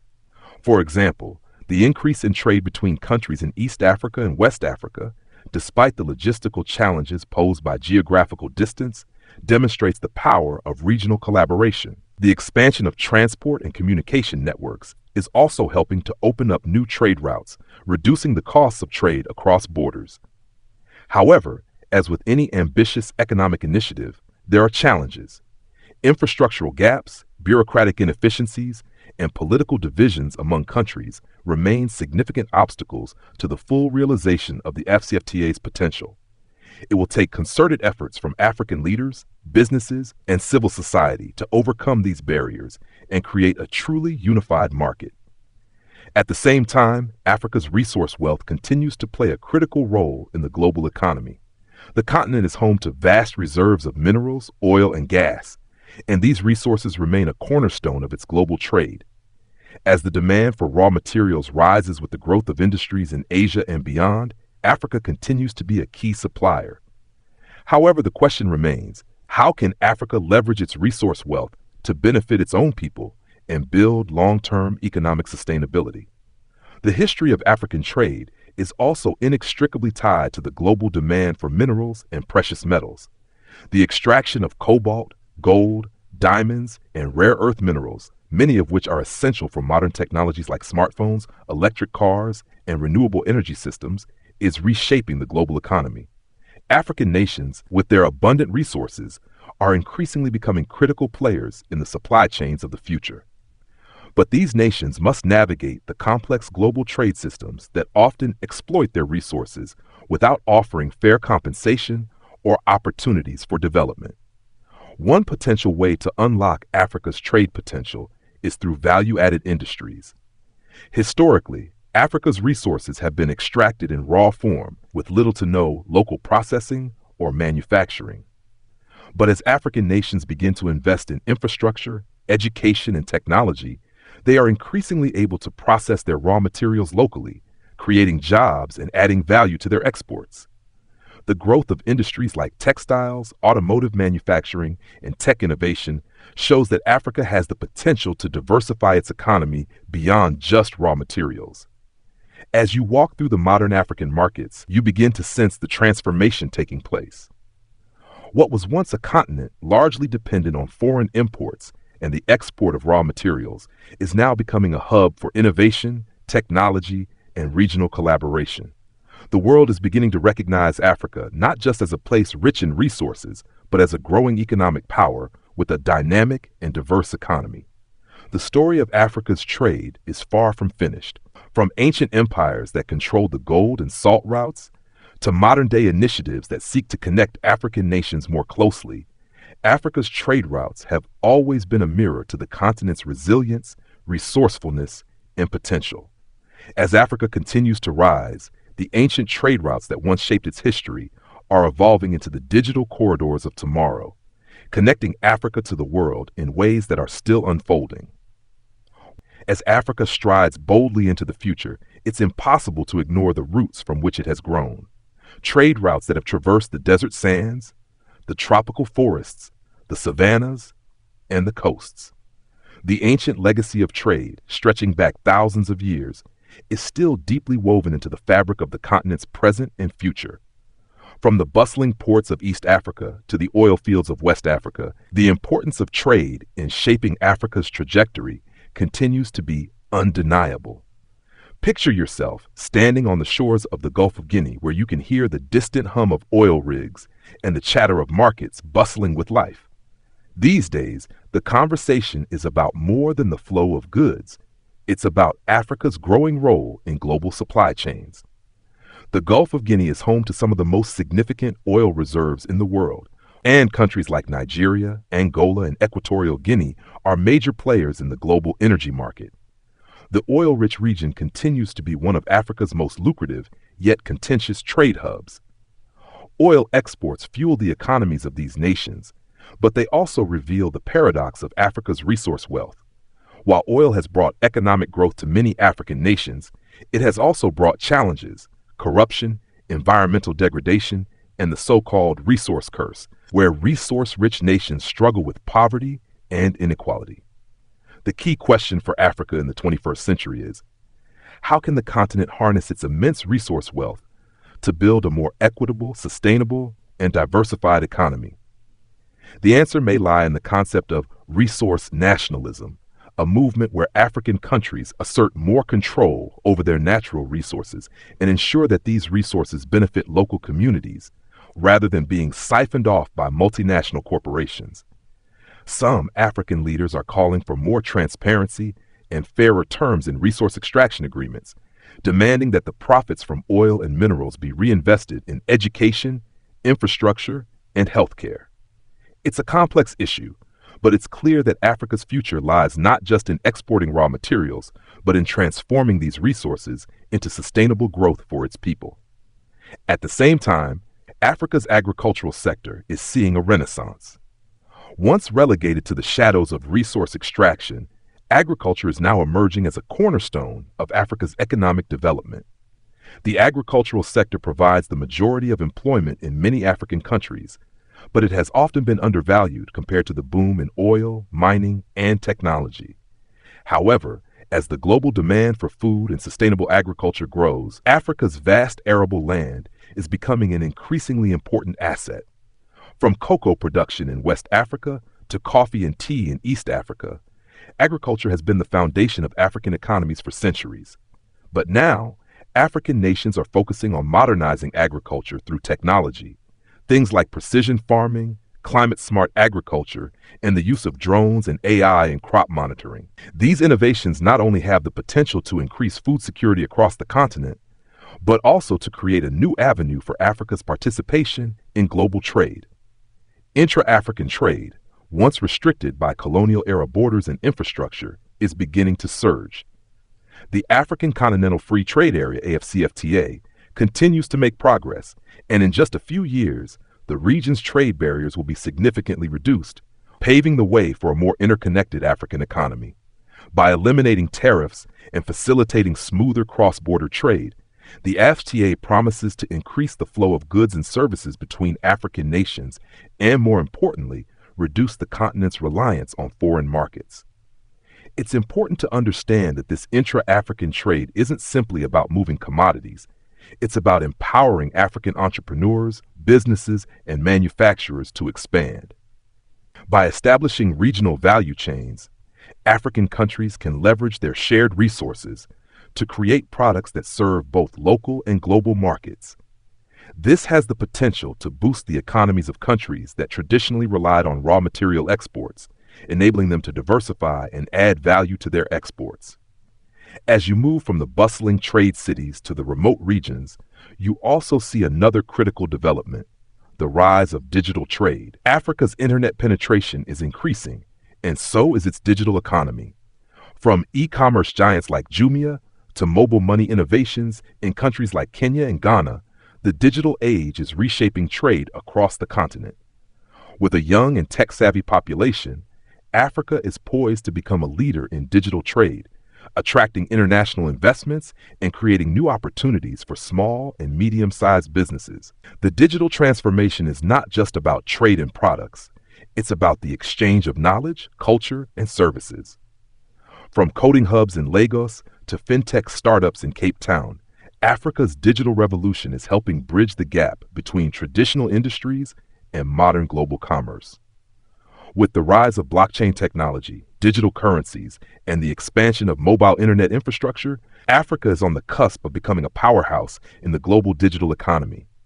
Yet, even as Africa embraces these innovations, it's important to remember that the continent still faces substantial hurdles. Infrastructure gaps, political instability, and the ongoing struggle with inequality are significant challenges to Africa's future.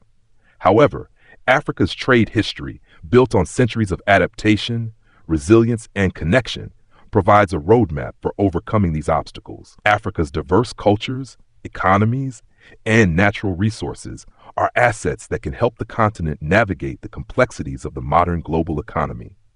Looking ahead, Africa's trade legacy will not be defined solely by the challenges it faces, but by the innovative ways it continues to engage with the world.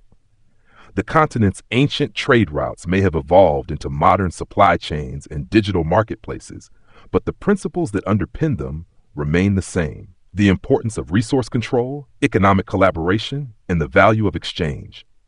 From the gold mines of ancient Ghana to the tech hubs of today, Africa's place in the world of trade is not only secure, but growing. Standing on the precipice of this new era, you realize that Africa is once again rewriting its trade story, one where the past, present, and future converge. From ancient camel caravans to the vibrant digital economy, Africa's trade routes remain at the heart of its identity, and its influence on the global stage is only set to increase. After Africa strides toward a future of global economic influence, it's essential to reflect on the lessons learned from its ancient trade history. The legacy of Africa's trade routes is one of resilience, adaptation, and ingenuity, a legacy that continues to shape how Africa engages with the global economy today. From the bustling markets of Timbuktu to the digital trade hubs emerging in Nairobi, Africa's past and present are inextricably linked, and its future is firmly rooted in its rich trade history. One of the most striking aspects of Africa's trade evolution is the sheer adaptability of its peoples. Ancient trade routes, from the Sahara to the Swahili Coast, were not just paths for the exchange of goods. They were corridors of cultural interaction, economic adaptation, and technological innovation. The early African traders, whether they were navigating the harsh desert sands or setting sail on the Indian Ocean, were masters of survival and collaboration. They didn't just trade in gold and ivory. They traded in ideas, religions, and philosophies, creating a tapestry of cultural exchange that laid the foundation for Africa's diverse societies today. Take a moment to envision yourself in one of those ancient trading hubs, perhaps in the heart of Timbuktu, where knowledge flowed as freely as the gold. The air is filled with the soft murmur of scholars discussing the latest advancements in astronomy and mathematics. You can almost smell the ink of manuscripts being written, the scent of paper mingling with the warm breeze that flows from the desert. These centers of learning, like Timbuktu, weren't just places where goods were exchanged. They were also intellectual crossroads, where Africa's engagement with the wider world was shaped.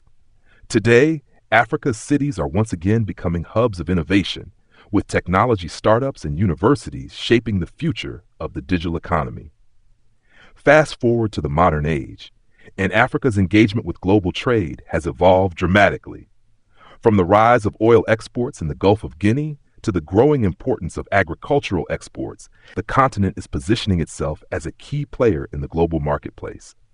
However, the question remains, can Africa continue to leverage its resources while ensuring that its economic growth benefits all of its people?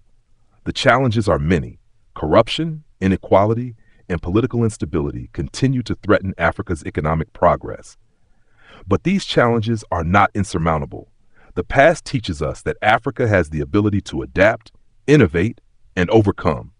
The increasing focus on intra-African trade, through initiatives like the African Continental Free Trade Area, AFCFTA, marks a significant shift in the continent's economic strategy. For too long, African nations were fragmented, their economies tied to foreign powers and global markets that were often exploitative.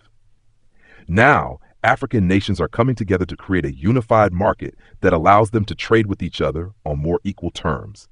The AFCFTA, when fully realized, will reduce trade barriers and create an integrated economy where goods, services, and capital can flow freely across borders. This shift towards regional cooperation could lead to increased economic growth, job creation, and a more stable political environment. Africa's rich natural resources, whether they be oil, gold, diamonds, or rare earth minerals, continue to play a pivotal role in the global economy. However, there is a growing movement to ensure that the benefits of these resources are felt more directly by African citizens. The challenge, of course, is how to avoid the pitfalls of the past, where resource wealth was concentrated in the hands of a few, leaving the majority of people in poverty. With growing demands for transparency, better governance, and environmental sustainability, Africa is beginning to take charge of its resource wealth in ways that could reshape the global trade landscape. In parallel, the continent's technology sector has become a beacon of hope for Africa's economic future. The rise of mobile banking, e-commerce, and fintech has unlocked new opportunities for entrepreneurship and job creation, particularly in countries like Kenya, Nigeria, and South Africa. The digital revolution is helping to bypass the infrastructural bottlenecks that once held back Africa's economic development. With innovations like mobile money, millions of previously unbanked Africans can now access financial services, empowering them to participate in the economy in ways that were once unimaginable. The digital economy is creating a new wave of trade, where goods and services are exchanged not just through physical markets, but via virtual platforms that reach millions of people across the continent. This digital transformation is not limited to the financial sector. Africa's growing tech hubs are fostering innovation in sectors ranging from agriculture to healthcare. Take, for example, the use of drone technology in agriculture, which is helping farmers monitor crops and deliver essential supplies to remote areas. These technological advancements are not just improving productivity, they're also improving the quality of life for millions of Africans. The spread of technology across the continent has the potential to redefine Africa's trade relationships, positioning it as a global leader in technological innovation.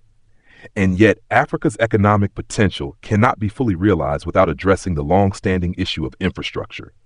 The continent's roads, railways, and ports, while improving, still lag behind other parts of the world. Improved infrastructure is essential to facilitating trade, reducing costs, and ensuring that Africa's products can reach international markets more efficiently. The ongoing infrastructure projects in Africa, funded by both domestic and foreign investment, are vital to ensuring that the continent can fully participate in the global economy. Railways connecting landlocked countries to coastal ports, new highways linking regional markets, and modernized ports are all part of the plan to unlock Africa's trade potential.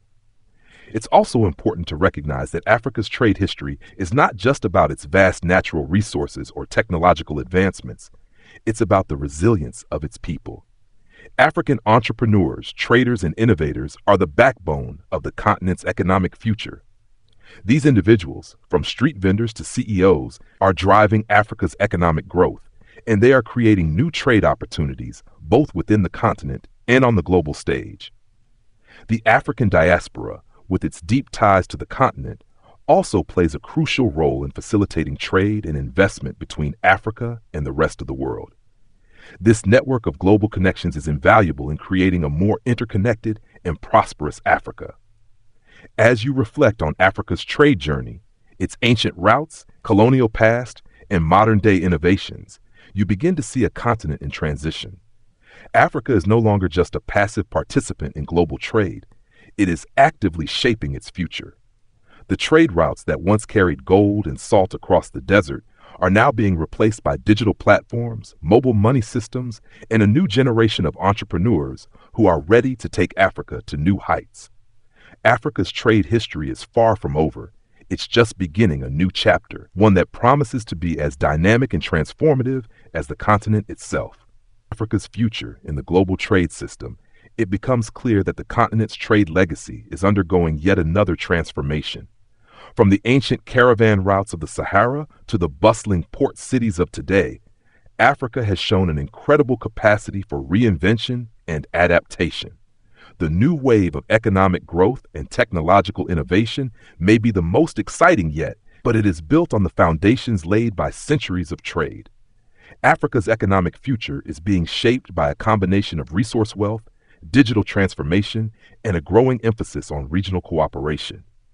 Imagine yourself standing in one of the emerging economic powerhouses of Africa, like Addis Ababa or Lagos. The energy is palpable. Construction cranes dot the skyline, signaling a construction boom that's reshaping the physical landscape. The streets are lined with new businesses, tech hubs, and bustling markets where local entrepreneurs are connecting with global suppliers and buyers. It's a moment of immense potential, where the future seems open-ended, and the possibilities for growth are endless. Africa's economic transformation is fueled by several critical factors. One of the most important is the continent's resource wealth. Africa remains home to some of the world's richest deposits of gold, diamonds, oil, gas, and other precious minerals. But rather than relying solely on raw material exports, Africa is beginning to focus on building industries around these resources. For example, the oil-rich nations of Nigeria and Angola are investing in refining capacity, hoping to process their own oil rather than simply exporting crude oil. This transformation is not limited to oil and gas. Mineral-rich countries like South Africa and the Democratic Republic of the Congo are beginning to focus on refining and value-added industries, which will allow them to reap more benefits from their mineral wealth. At the same time, agriculture remains a crucial part of Africa's economy, and it is undergoing a transformation. In many countries, agriculture has traditionally been subsistence-based, with little focus on market-oriented farming. However, as demand for food grows, both domestically and internationally, Africa's agricultural sector is evolving. Modern farming practices, irrigation techniques, and agricultural technology are transforming the sector. Countries like Ethiopia, Kenya, and Ghana are positioning themselves as key agricultural exporters, focusing on commodities such as coffee, cocoa, tea, and horticultural products. Africa's vast arable land, which once sat dormant, is now a vital asset in the global food supply chain. One of the key drivers of this agricultural revolution is the digital transformation. Technology is enabling farmers to access information about crop yields, weather patterns, and market prices through mobile phones. Drone technology is allowing for more precise farming practices, and satellite data is helping farmers monitor crop health in real time. This digital revolution in agriculture is not just improving productivity, it's creating new avenues for trade and connecting African farmers to global markets. Meanwhile, infrastructure is at the center of Africa's trade resurgence. The African Development Bank estimates that the continent will need about $170 billion per year to meet its infrastructure needs. Roads, ports, railways, and energy systems are critical to ensuring that Africa's growing economies can thrive. The development of regional infrastructure networks is already underway, with projects like the Trans-African Highway, which aims to link all of Africa's major cities by road. Improved transport links will reduce costs, increase trade within Africa, and make it easier for African goods to reach global markets. This focus on infrastructure is also reflected in the growing emphasis on regional integration. As mentioned earlier, the African Continental Free Trade Area, AFCFTA, is one of the most ambitious trade initiatives on the continent in recent years. By creating a single market for goods and services, the AFCFTA is designed to reduce barriers to trade, boost intra-African commerce, and create a more integrated economy. The potential benefits are immense. Africa's total trade volume could increase by 52% by 2022, with countries like Kenya, Nigeria, and South Africa standing to gain the most. However, the full realization of this vision will require overcoming hurdles such as political instability, infrastructure gaps, and the harmonization of regulatory systems across African nations. The role of global partnerships and trade agreements cannot be overlooked. Africa's engagement with global markets is growing, and its trade relationships are evolving. The continent's relationship with China, in particular, has deepened in recent years. China has become Africa's largest trading partner, with Chinese investment pouring into infrastructure, mining, agriculture, and manufacturing. But this partnership, while lucrative, is also fraught with challenges. Africa must balance the benefits of Chinese investment with the need to ensure that its own economic sovereignty is not compromised. In addition, African nations must continue to diversify their trade relationships with other major economies like the European Union, India, and the United States to avoid becoming overly reliant on one partner. At the same time, African nations are working to promote intracontinental trade and encourage African-made products to dominate regional markets. There is a growing sense that Africa can't just be a supplier of raw materials. It must build industries and create value-added products that will generate wealth locally. The development of the African tech sector is one example of this shift. Startups in countries like Nigeria, Kenya, and South Africa are developing solutions for everything from fintech to renewable energy, proving that Africa is not only a player in the global economy, but also a source of innovation and new ideas. The growing prominence of African women in business and entrepreneurship is also reshaping the continent's trade networks. Women in Africa have long been central to trade and commerce, particularly in informal markets. However, in recent years, women's roles in formal sectors, including tech, agriculture, and finance, have been expanding. Governments, international organizations, and investors are increasingly recognizing the need to support women entrepreneurs who are driving Africa's economic development from the ground up. Africa's trade story is being shaped by a new generation of entrepreneurs, leaders, and innovators who are determined to create an inclusive, sustainable, and dynamic economy. It's a story that is not just about Africa's resources, but about the creativity, resilience, and determination of its people. From the digital revolution to the expansion of regional trade, Africa is becoming a continent where the past and the future converge, a place where the ancient routes of commerce continue to evolve and drive economic progress. As you watch the sunset over Africa's vibrant cities and vast landscapes, you see the promise of a new trade era, one where Africa is no longer simply a resource provider, but an active, thriving participant in the global economy. The road ahead is full of challenges, but it is equally full of potential. Africa's trade legacy, shaped by centuries of history, is now a springboard for the next chapter, one where the continent's people are not just recipients of trade, but architects of their own economic future.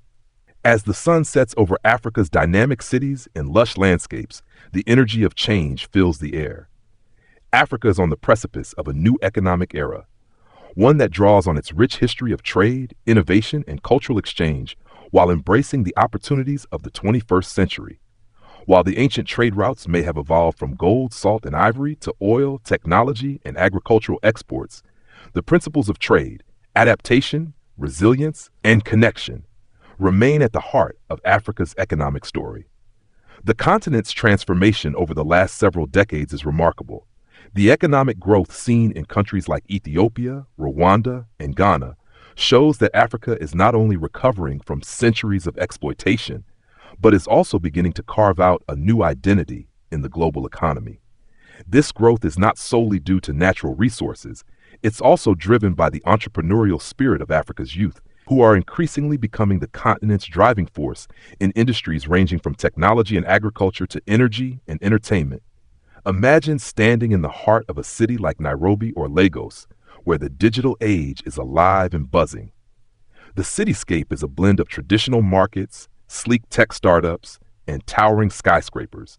Mobile phones, once a luxury, are now an essential tool for millions of Africans, transforming how business is conducted, how people communicate, and how money is transferred. With mobile money systems like M-Pesa becoming a common feature across the continent, millions of unbanked individuals are now participating in the economy, making Africa one of the fastest-growing digital markets in the world. This digital transformation is not only changing how Africans trade with each other, but also how the continent trades globally. African tech startups are gaining traction, attracting investment from both within and outside the continent. The rise of Silicon Savannah in Nairobi, for example, has made Kenya a hub for innovation and technology in East Africa, drawing tech giants like Google and Microsoft to invest in the region. These hubs of innovation are contributing to Africa's growing global footprint, providing solutions for everything from agriculture to renewable energy, fintech, and e-commerce. Yet, despite these advances, there are still challenges. Africa's growth has often been uneven, with poverty and inequality persisting in many regions.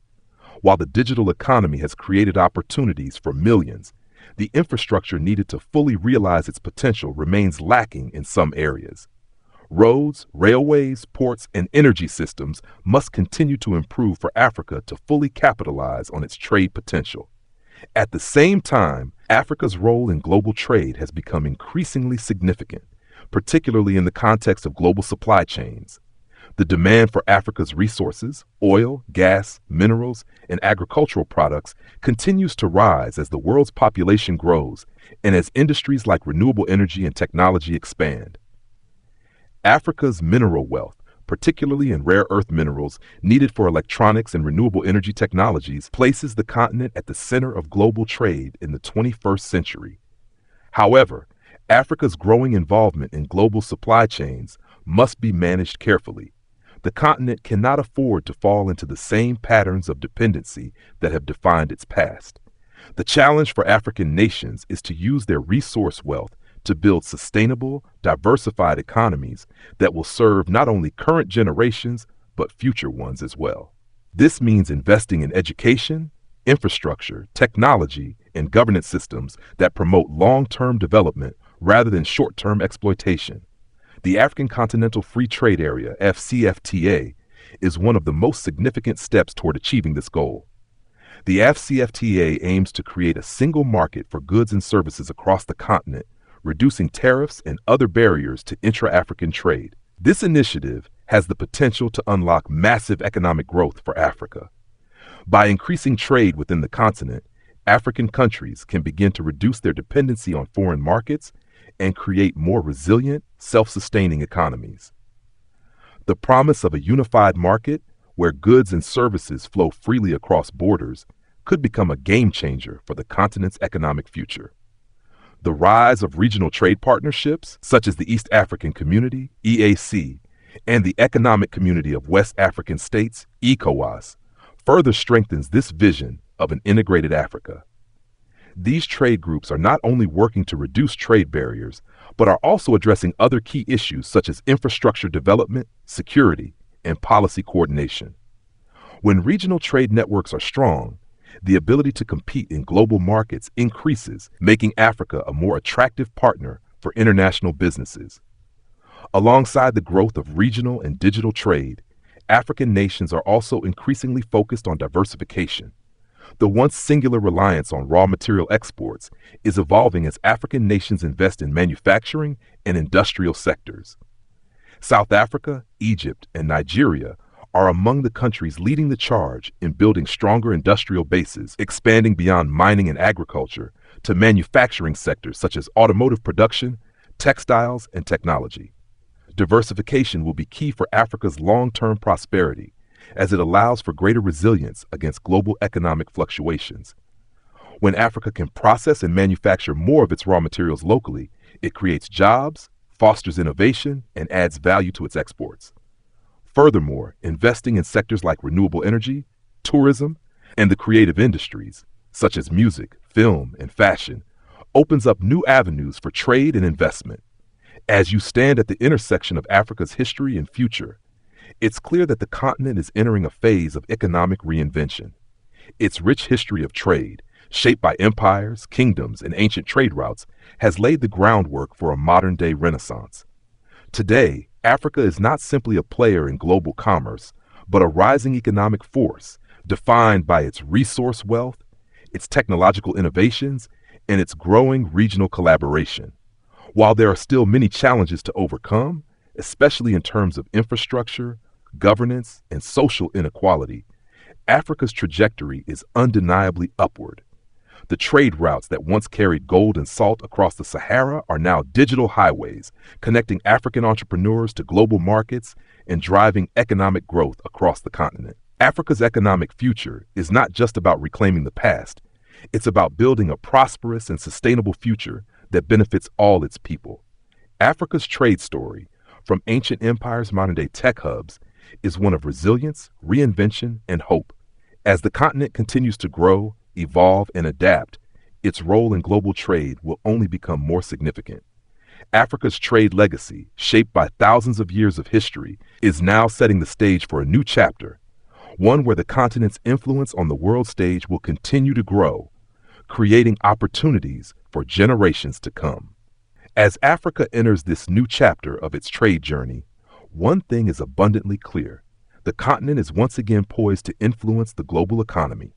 The trade routes of old, caravans that braved the desert heat and dhows that sailed across the Indian Ocean, have given way to modern trade networks that are reshaping the continent's role in global commerce. Africa is moving beyond a historical reputation as a raw materials exporter. It is building a dynamic, diverse economy that can stand on its own and drive the future of trade. But how exactly will this happen? What role will Africa play in tomorrow's global economy, and how can it shape its own economic destiny? To begin, the role of Africa's vast youth population cannot be overstated. Africa has one of the youngest populations in the world, with over 60% of its people under the age of 25. This demographic presents a tremendous opportunity for growth, innovation, and entrepreneurship. The continent's young, tech-savvy population is already leading the way in creating solutions for Africa's most pressing issues, whether through mobile technology, e-commerce, or renewable energy. As the digital revolution continues to sweep across the continent, young Africans are becoming increasingly empowered to shape the future of trade, creating new industries, services, and products that cater to both local and global markets. A prime example of this entrepreneurial spirit is the rapid rise of African tech hubs. Cities like Nairobi, Lagos, Cape Town, and Kigali have emerged as hotbeds for innovation. These cities have become the epicenters of Africa's digital economy, where startups are developing everything from mobile payment solutions to AI-driven agricultural technologies. These innovations are not just changing the way trade is conducted within Africa, but are positioning the continent to become a leading player in the global digital economy. The success of companies like Jumia, Africa's leading e-commerce platform, and Flutterwave, a fintech company helping businesses across Africa process payments, demonstrates how African entrepreneurs are creating solutions that can compete globally. Another key factor in Africa's economic reinvention is the rise of sustainable trade practices. The world's increasing focus on climate change and environmental sustainability presents Africa with a unique opportunity to position itself as a leader in green economies. With vast natural resources, including renewable energy sources such as solar, wind, and hydroelectric power, Africa has the potential to not only meet its own energy needs, but to become an exporter of clean energy to the rest of the world. The potential for solar energy, in particular, is enormous, given the continent's abundant sunlight. Countries like Morocco and South Africa are already making strides in renewable energy production, and the continent is poised to become a key player in the global green energy transition. This shift to sustainability is also reflected in Africa's growing commitment to sustainable agriculture. With its vast agricultural land, Africa has the potential to feed not just itself, but the world. However, this growth must be achieved through environmentally responsible practices. The integration of technology, such as climate-smart agriculture, precision farming, and sustainable irrigation, is helping Africa's farmers increase yields while preserving the environment. The African Union's Comprehensive Africa Agriculture Development Program, CAADP, is working to ensure that agriculture can be a driver of inclusive economic growth, poverty reduction, and food security across the continent. Of course, Africa's success in these areas depends on overcoming several challenges. Infrastructure development remains a critical area of focus. Roads, railways, ports, and energy systems are essential for ensuring the seamless movement of goods and services within Africa and across its borders. Fortunately, there has been significant progress in infrastructure development, particularly through public-private partnerships. The African Development Bank has been a key player in financing large-scale infrastructure projects across the continent, and several African nations have made strides in improving their transport and energy infrastructure. However, much more remains to be done to address the gaps in infrastructure that still exist in many areas. The continent also faces challenges related to governance, political stability, and the rule of law. While many African countries have made significant strides toward democracy and good governance, there are still regions where corruption and political instability undermine efforts to build strong, sustainable economies. Strengthening institutions and ensuring that economic growth benefits all citizens, especially women, youth, and marginalized communities, is key to unlocking Africa's full potential. Additionally, Africa's trade relationships with the rest of the world will need to evolve as the global economy continues to change. The rise of China as Africa's largest trading partner has brought both opportunities and challenges. On one hand, China has invested heavily in Africa's infrastructure and trade, creating new opportunities for growth. On the other hand, concerns over debt sustainability, the terms of trade, and the quality of Chinese investments have raised questions about the long-term impact of this relationship. As Africa diversifies its trade relationships, it must ensure that its partnerships are mutually beneficial and sustainable. Expanding trade with other emerging economies, such as India and Brazil, while strengthening ties with traditional partners in Europe and North America, will be key in balancing Africa's economic interests on the global stage. As Africa continues to integrate its economies and reduce barriers to trade, it will also have to address the legacy of historical trade imbalances. The unequal trade relationships that were established during the colonial era still shape the continent's economic interactions with the rest of the world. African nations must work to ensure that they are not merely consumers of foreign goods, but also producers and exporters of value-added products. The development of local industries, such as manufacturing, technology, and agriculture, will be essential for reducing Africa's dependence on imported goods and building a more resilient, diversified economy. Africa's economic destiny lies in its ability to harness its resources, leverage its youthful population, embrace innovation, and build sustainable industries. It is already moving in this direction, as evidenced by the growth of its digital economy, the rise of green energy initiatives, and the increasing importance of intra-African trade. The African Continental Free Trade Area, AFCFTA, holds the promise of a more interconnected and self-sustaining economy, with greater opportunities for intracontinental trade, investment, and collaboration. Looking toward the future, it's clear that Africa's trade legacy is far from over. In fact, it's just beginning a new chapter. From the ancient camel caravans of the Sahara to the digital platforms of today, Africa has always been a crossroads of cultures, ideas, and commerce. The continent is now rewriting its own trade story, one that reflects its aspirations, challenges, and boundless potential. The future of Africa's trade is not just about what it exports, but about the partnerships, innovations, and collaborations it fosters with the world. As you stand at the precipice of this exciting future, you realize that Africa's trade history is not just a series of ancient routes, but a living, breathing journey that continues to evolve and shape the global economy. Africa's story is one of resilience, reinvention, and relentless forward motion, a story that will continue to inspire generations to come. Shape shifts, one cannot help but marvel at the resilience and ingenuity that have defined its journey. The continent's trade story, marked by both triumphs and challenges, continues to evolve, and its future is increasingly shaped by the voices and actions of Africa's people. This chapter of Africa's trade history is about more than just resources. It's about the potential to transform the continent into a dynamic economic powerhouse that thrives on innovation, sustainability, and collaboration. As the digital revolution continues to sweep across the continent, one of Africa's most exciting opportunities lies in the potential for creating new industries that go beyond resource extraction. The technological advancements that have taken root, especially in areas like fintech, mobile technology, and artificial intelligence, are not only positioning Africa to lead in the digital economy, but also ensuring that the continent is no longer just a passive participant in global trade.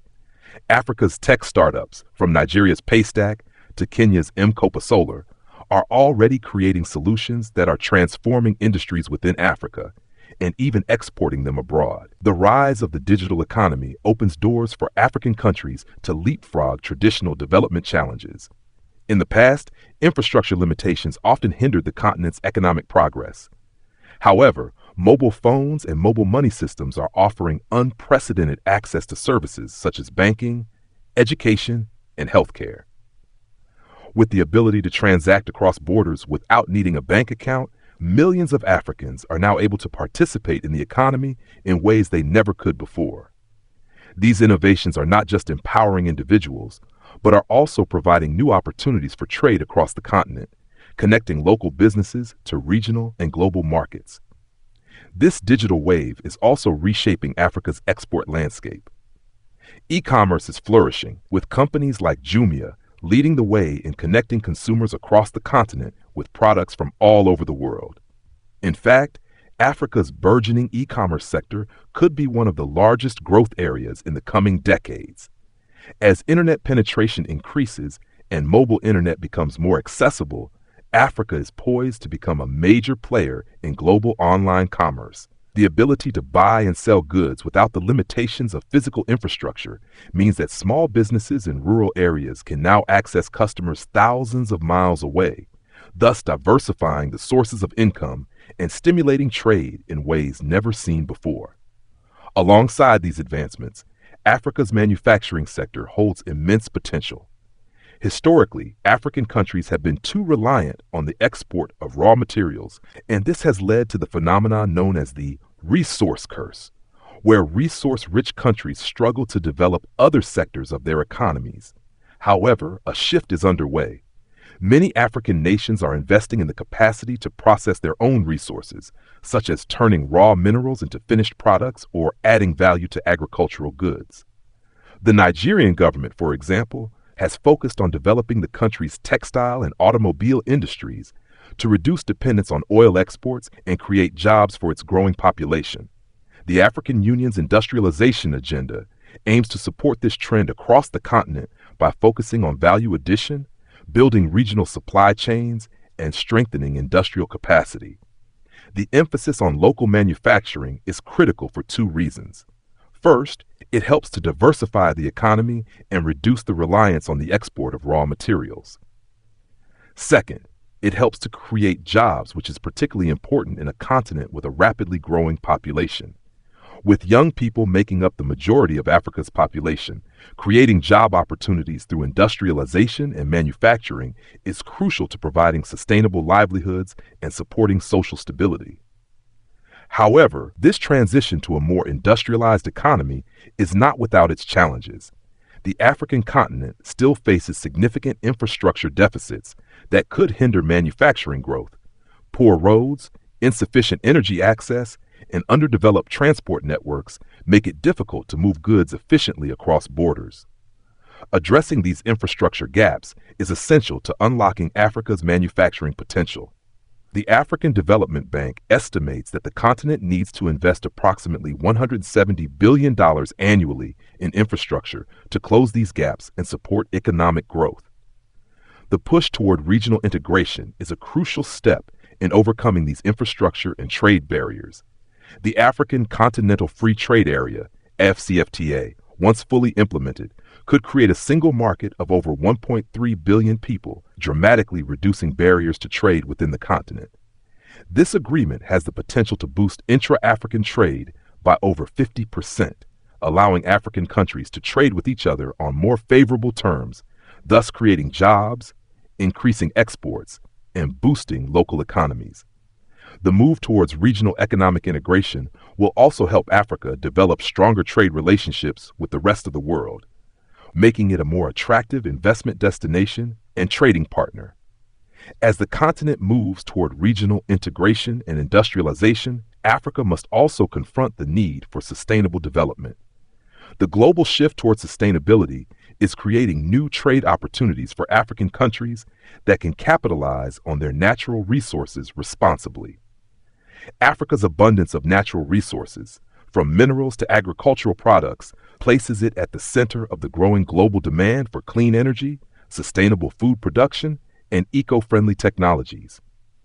The key, however, will be ensuring that Africa's natural resources are not exploited for short-term profit, but are harnessed for long-term economic and environmental benefit. This requires strong environmental policies, better governance, and greater investment in sustainable industries such as renewable energy, green agriculture, and sustainable forestry. Africa's role in the global green economy is growing.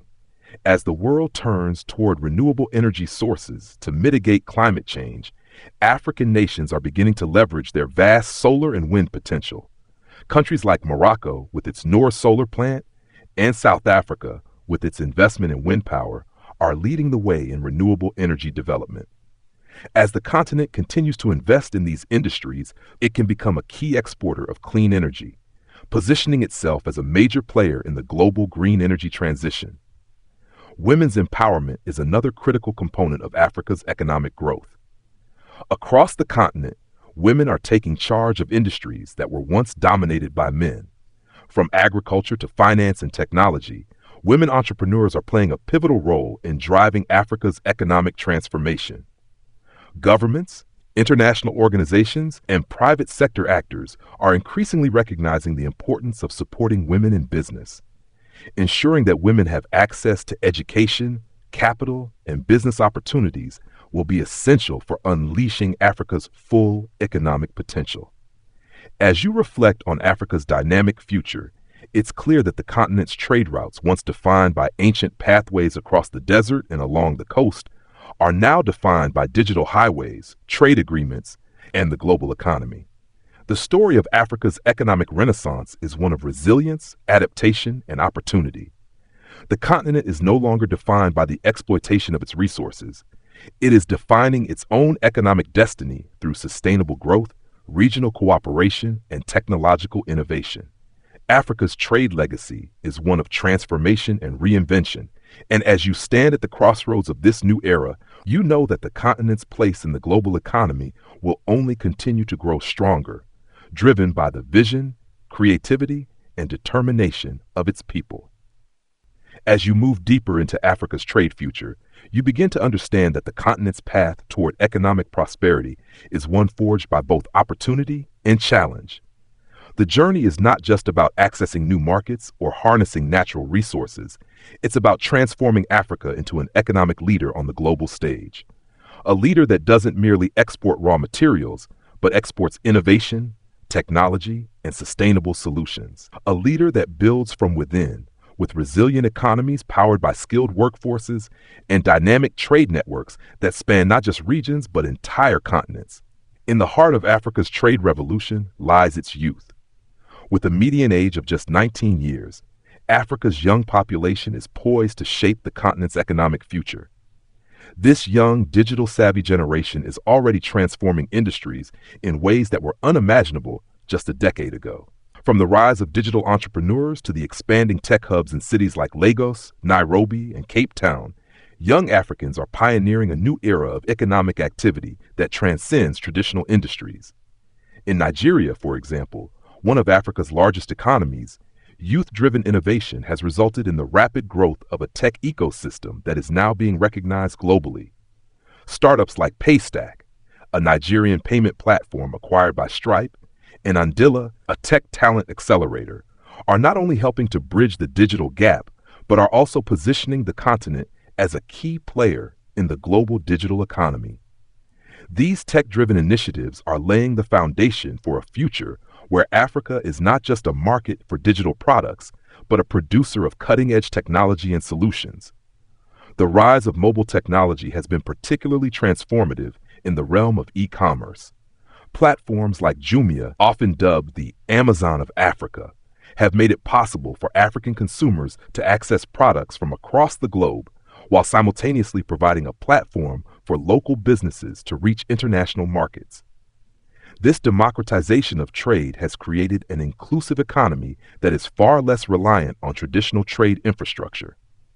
As more Africans come online, the demand for digital services and products is only going to grow, making the digital economy an increasingly important component of Africa's overall trade strategy.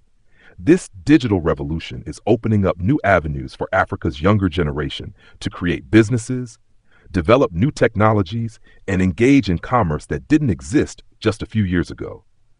However, the challenge lies in ensuring that these opportunities are accessible to everyone. Access to affordable internet and technology is still a barrier in many parts of the continent. As such, closing the digital divide remains one of the most pressing issues to address in ensuring that Africa's youth can fully harness the power of digital transformation to drive economic growth.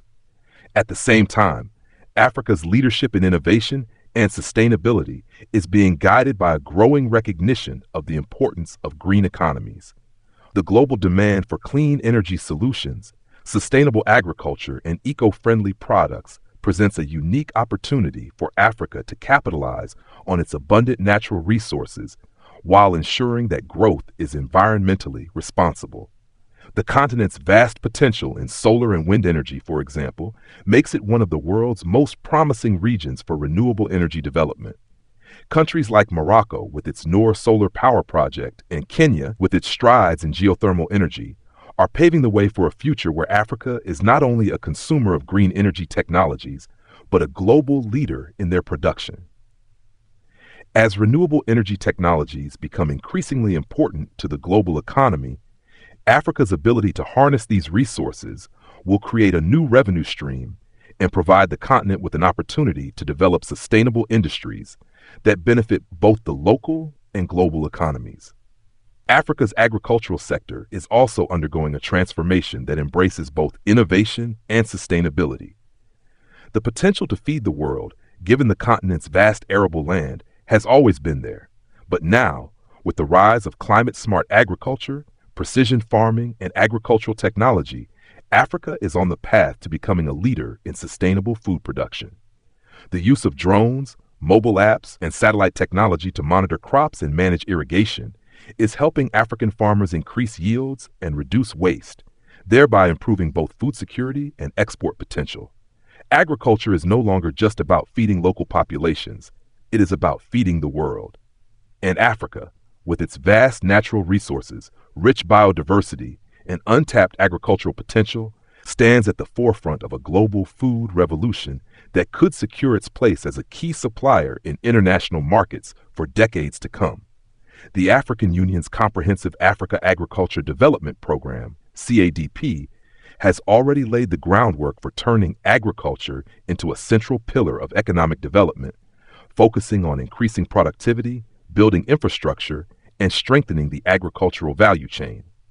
However, to truly unlock the potential of agriculture, Africa must address issues such as access to capital for smallholder farmers, improved infrastructure for logistics and storage, and the need for policies that incentivize both large-scale farming and local food production.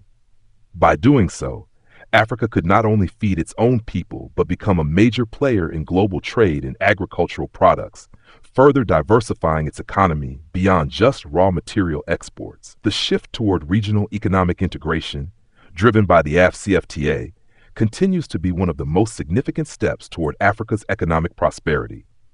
By eliminating trade barriers, reducing tariffs, and facilitating the free movement of goods and services across borders, AfCFTA is creating a single market with the potential to unite over 1.3 billion people. As this trade bloc matures, it will provide a foundation for greater economic collaboration and help Africa become less reliant on external markets for economic growth.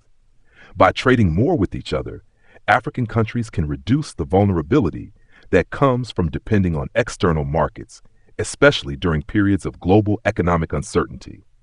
Furthermore, the AfCFTA represents the beginning of a shift from an externally focused economy to a continent that can rely more on its internal resources, goods, and services.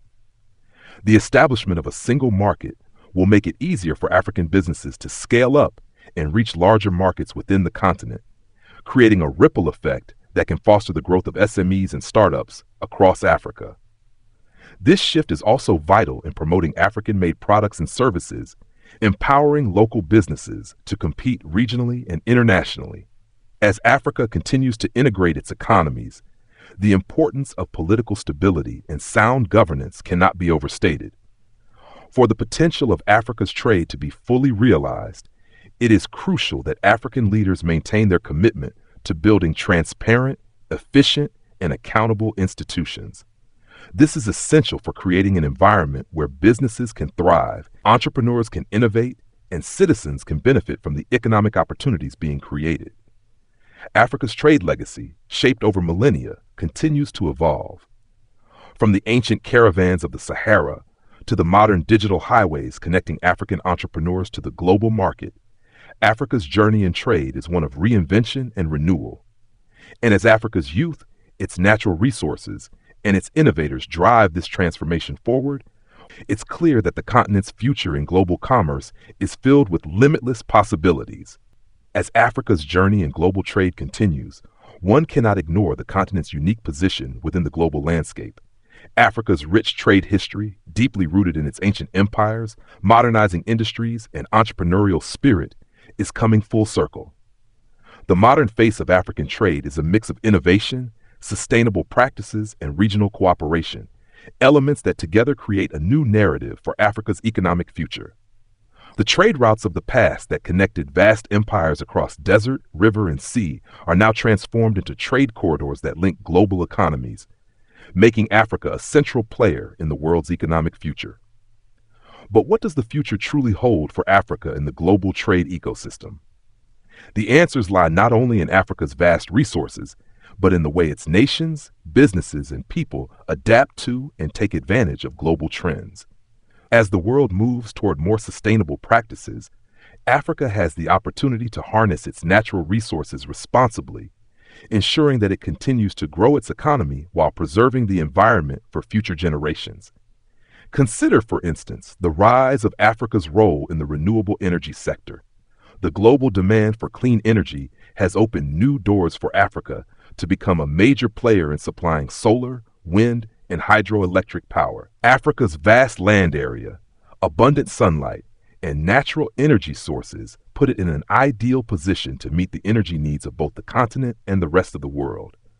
Already, countries like Morocco are paving the way with the Noor solar plant, one of the largest concentrated solar power plants in the world.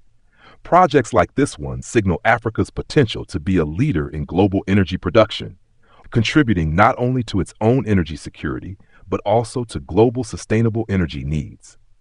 Africa's strategic position in the supply chain for key minerals used in emerging technologies, such as lithium, cobalt, and rare earth minerals, is another factor that will shape the future of African trade. These minerals are essential for the production of electric vehicles, smartphones, and solar panels, making Africa a critical player in the global transition to cleaner technologies. However, this role comes with its own challenges. Africa must balance the demand for its resources with sustainable mining practices and ensure that the wealth generated from these minerals contributes to broader development goals, such as education, healthcare, and infrastructure. The global push for sustainability is also creating opportunities for Africa in the agricultural sector. The world's growing demand for sustainable, organic, and fair trade products is an area where Africa can excel. The continent's vast agricultural land, when managed responsibly, can become a key provider of food for a growing global population. Through innovations in climate-smart agriculture, precision farming, and agroforestry, Africa can become a major supplier of food that meets both global demand and environmental standards. As African farmers adopt more sustainable practices and connect with international buyers through platforms like Fair Trade, Africa's agricultural exports are poised to expand significantly. Africa's trade and technology is also evolving at an extraordinary pace. Digital platforms are enabling the continent to leapfrog over traditional barriers to trade, allowing African businesses to connect directly to international markets. E-commerce platforms, mobile payment systems, and digital financial services are allowing entrepreneurs across the continent to access opportunities that were previously out of reach. The rapid growth of e-commerce, particularly in Nigeria, Kenya, and South Africa, is reshaping how trade is conducted within Africa and with the rest of the world. The ability to purchase and sell goods online is empowering individuals, small businesses, and large corporations alike, and Africa is now emerging as a hub for innovation in the digital economy. The potential for Africa to lead in global digital trade is amplified by the rise of artificial intelligence, blockchain technology, and the Internet of Things, IoT. African countries are increasingly adopting these technologies, from fintech solutions in Kenya to the use of AI in agriculture and healthcare in South Africa. The digitalization of trade can bring about greater efficiency, transparency, and access to markets, not only across Africa but globally. As Africa's tech sector grows, so does its role as a global trade partner, making it a significant player in the global digital economy. In addition to these transformative sectors, Africa's potential for growth is firmly rooted in the continued expansion of regional integration. The African Continental Free Trade Area, AfCFTA, is the most ambitious trade agreement Africa has ever seen. It promises to create a single market for goods and services, making it easier for African businesses to engage in cross-border trade and giving African countries greater bargaining power in global trade negotiations. The AfCFTA is expected to increase intra-African trade by up to 52% by 2022 and significantly boost the continent's economic growth. By creating a unified economic space, African countries can work together to reduce barriers to trade, improve infrastructure, and build a more interconnected economy. Regional integration is also contributing to the rise of African manufacturing, as countries within the continent look to create value-added products and reduce reliance on imports.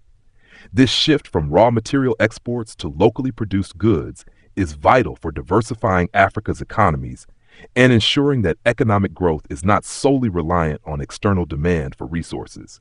Manufacturing sectors in countries like Egypt, Kenya, and South Africa are already benefiting from regional agreements, as they can now access larger markets across the continent without the hindrance of tariffs and other trade barriers. Despite the enormous potential, challenges still remain. Africa faces the ongoing task of improving infrastructure, developing human capital, and ensuring that economic growth benefits all its people. Political instability, corruption, and environmental degradation continue to threaten progress. But there is hope. This generation of leaders, entrepreneurs, and innovators is more committed than ever to overcoming these obstacles. The drive for change is palpable, and Africa is already seeing the fruits of its efforts in sectors like technology, agriculture, and manufacturing. Looking ahead, Africa's trade future is not just about tapping into its resource wealth or building industries. It's about fostering the conditions for innovation, collaboration, and sustainable growth. The foundation for this future has already been laid by the resilient people of Africa and their capacity to adapt, grow, and thrive in a changing world. Africa is no longer defined by its past struggles, but by its forward-thinking solutions, its rising tech sector, and its growing voice in the global trade arena. As you stand at the threshold of this new economic era, you realize that Africa is poised to become one of the world's most powerful economic players, not just because of its vast resources, but because of its ability to innovate, collaborate, and transform. The trade routes of the past have evolved, but the continent's legacy of resilience, creativity, and commerce endures. Africa is stepping into the future with a sense of purpose, ready to take its place as a global leader in trade, technology, and sustainable development. Africa steps into the future of trade. It becomes clear that the continent's true strength lies not just in its vast natural resources, but in its people. The innovators, entrepreneurs, leaders, and citizens who are shaping a new economic landscape. Africa's trade evolution is no longer solely driven by its wealth in oil, gold, and minerals. It is increasingly powered by knowledge, creativity, and the desire to create industries that benefit the continent and the world. Africa's youth, as mentioned before, represent a powerful force for change. With an estimated 10 to 12 million young people entering the workforce each year, Africa's demographic dividend is undeniable. But with this incredible potential comes the responsibility to harness and guide it. The key to tapping into this vast potential lies in education, technology, and skills development. Take a moment to imagine a bustling tech conference in Lagos or Accra, where young developers, engineers, and entrepreneurs showcase their latest innovations. These young minds are not only solving local problems, they are solving global ones. They are building apps that provide access to healthcare in remote areas, creating renewable energy solutions that power off-grid communities, and developing financial technologies that enable millions to save, borrow, and invest. This wave of technological innovation is changing the way Africa does business and is poised to reshape trade patterns worldwide. The importance of education cannot be overstated. As Africa's trade future increasingly leans on sectors like technology, manufacturing, and sustainable agriculture, it's essential that the continent invests in building a skilled workforce. Universities and vocational training centers across Africa are now offering programs in science, technology, engineering, and mathematics, STEM, which are crucial for equipping the next generation with the skills needed to lead in these high-growth sectors. Through initiatives like the African Union's Continental Education Strategy for Africa, CSA 16.25, the continent is fostering a new generation of professionals who can innovate and drive the economies of tomorrow. Equally important is Africa's growing role in shaping global conversations around sustainability. As the world pivots toward more sustainable practices in agriculture, energy, and industry, Africa finds itself uniquely positioned to lead in sectors such as renewable energy, sustainable agriculture, and green technologies. Countries like Kenya and South Africa are already championing green initiatives, utilizing their rich natural resources to drive the global transition to sustainable energy. In fact, Africa's solar potential alone could provide enough energy to meet the needs of both the continent and the rest of the world.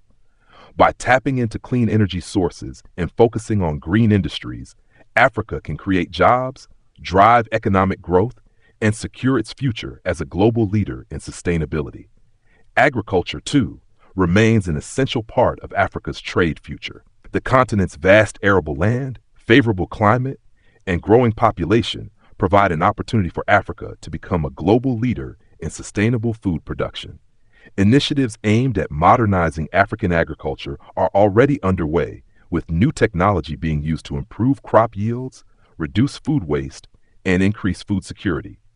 The growth of agribusinesses that focus on processing and value addition is particularly promising, as it allows African nations to export more than just raw materials, but finished, value-added agricultural products.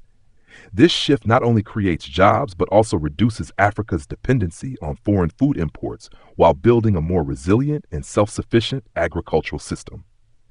Africa's growing trade influence is also reflected in the rise of African brands on the global stage. From fashion to entertainment, African culture is increasingly recognized and celebrated around the world. The success of African music, film, and fashion, from the rise of Afrobeats to the global popularity of Nollywood films, is creating new export opportunities for African creative industries. These industries are creating jobs and economic opportunities for millions, while allowing African cultures to be shared and celebrated worldwide. The growing popularity of African brands, whether in fashion, food, or entertainment, proves that Africa has much to offer beyond just raw materials and resources. It has culture, creativity, and talent that are in demand globally.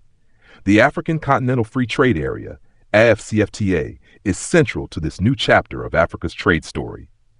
As one of the largest trade agreements in the world, AfCFTA is paving the way for a more integrated, self-sufficient African economy. By reducing tariffs and eliminating barriers to intra-African trade, AfCFTA is creating a single market that will make it easier for African businesses to grow and thrive.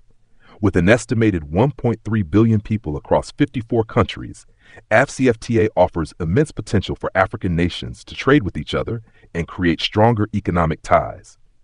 This market will not only drive internal growth, but will also make Africa a more attractive destination for global trade and investment. Intra-Africa trade has traditionally been stunted by various barriers, including high tariffs, poor infrastructure, and inefficient customs procedures. By removing these barriers, AfCFTA is opening up new opportunities for businesses across the continent. African countries will be able to more easily access each other's markets, enabling businesses to scale up and export products regionally and globally. Additionally, as Africa strengthens its internal trade, it reduces reliance on external markets and becomes less vulnerable to global economic shocks. It is a shift from dependency to self-reliance, and it is one of the most significant steps Africa can take toward creating sustainable economic growth. Yet, as promising as the AfCFTA is, the challenges are far from over. For the agreement to be truly successful, African nations will need to work together to build the infrastructure that supports trade and investment. Roads, railways, ports, and energy systems must be improved to facilitate the smooth movement of goods across borders. Additionally, there must be continued efforts to harmonize regulations, standards, and policies across different countries to ensure a seamless trading experience for businesses and consumers alike. Governance and political stability are crucial components in achieving the goals of AFCFTA. While many African countries have made strides in building democratic institutions and improving governance, some regions still face political instability and conflict that undermine economic progress. For Africa to fully realize its trade potential, governments must continue to strengthen institutions, foster good governance, and ensure that the benefits of trade reach all citizens, particularly the youth, women, and marginalized communities. Looking ahead, Africa is at a crossroads. The path to a prosperous trade future is clear, but it requires continued collaboration, investment, and innovation. The continent's young, dynamic population, combined with its abundant natural resources, cultural richness, and growing industries, offers a unique opportunity to reshape its role in global trade. Africa is no longer just a resource exporter. It is a continent on the move, ready to shape its own destiny and lead the world in sustainable development, innovation, and economic prosperity. As you reflect on Africa's journey from ancient trade routes to the digital economy, it's impossible not to feel a sense of optimism. The future is not just about raw materials or exports. It is about harnessing the full potential of Africa's people, ideas, and resources to create an inclusive and sustainable economic future. With regional integration, technological innovation, and a commitment to sustainability, Africa is on the brink of a new era, one where it is not only a player in global trade, but a driving force in shaping the future of commerce, culture, and development. As you step back and consider Africa's role in the global economy, it becomes clear that the continent stands on the cusp of an economic renaissance. Africa's trade, which has historically been shaped by its vast natural resources and global demand for commodities, is now taking a more multifaceted turn. The blend of resource wealth, innovation, regional cooperation, and sustainability is making Africa a pivotal player in a rapidly evolving global marketplace. The old trade routes have transformed, yes, but the continent's ability to reinvent itself, to adapt to the global shifts in technology, climate, and demand is the true strength that will propel Africa's future. The next chapter of Africa's trade story lies in its commitment to value addition. For decades, African economies have been defined by the export of raw materials, gold from Ghana, oil from Nigeria, and diamonds from South Africa, to name a few. However, the conversation is changing. Africa's economic future now revolves around processing and adding value to these raw materials, whether it's turning African cotton into fabrics, refining African oil into fuel, or processing minerals locally rather than simply exporting them in their raw form. This shift is already beginning to take root, with increasing investments in African manufacturing and processing industries. The rise of industries such as textiles, automotive manufacturing, and food processing are helping diversify economies that once relied heavily on a narrow range of exports. African countries are beginning to build their own industries that can meet both local and global demands. Countries like Ethiopia, Kenya, and Egypt are creating a manufacturing ecosystem that will support not only regional trade, but also export to markets across the world. This transformation is vital for Africa's long-term economic sustainability. When African countries stop being mere exporters of raw materials, they begin to capture a greater share of the value in global supply chains. Instead of exporting raw cotton, Africa can process it into garments and textiles, adding jobs, boosting local industries, and generating higher revenue. When African countries begin to industrialize and process their resources locally, they create the foundation for a diversified economy, one that relies on many pillars, not just commodities. It's this diversification that will protect Africa from the volatility that often accompanies reliance on fluctuating global prices for raw materials. The focus on industrialization also has the added benefit of creating jobs, particularly for the continent's rapidly growing youth population.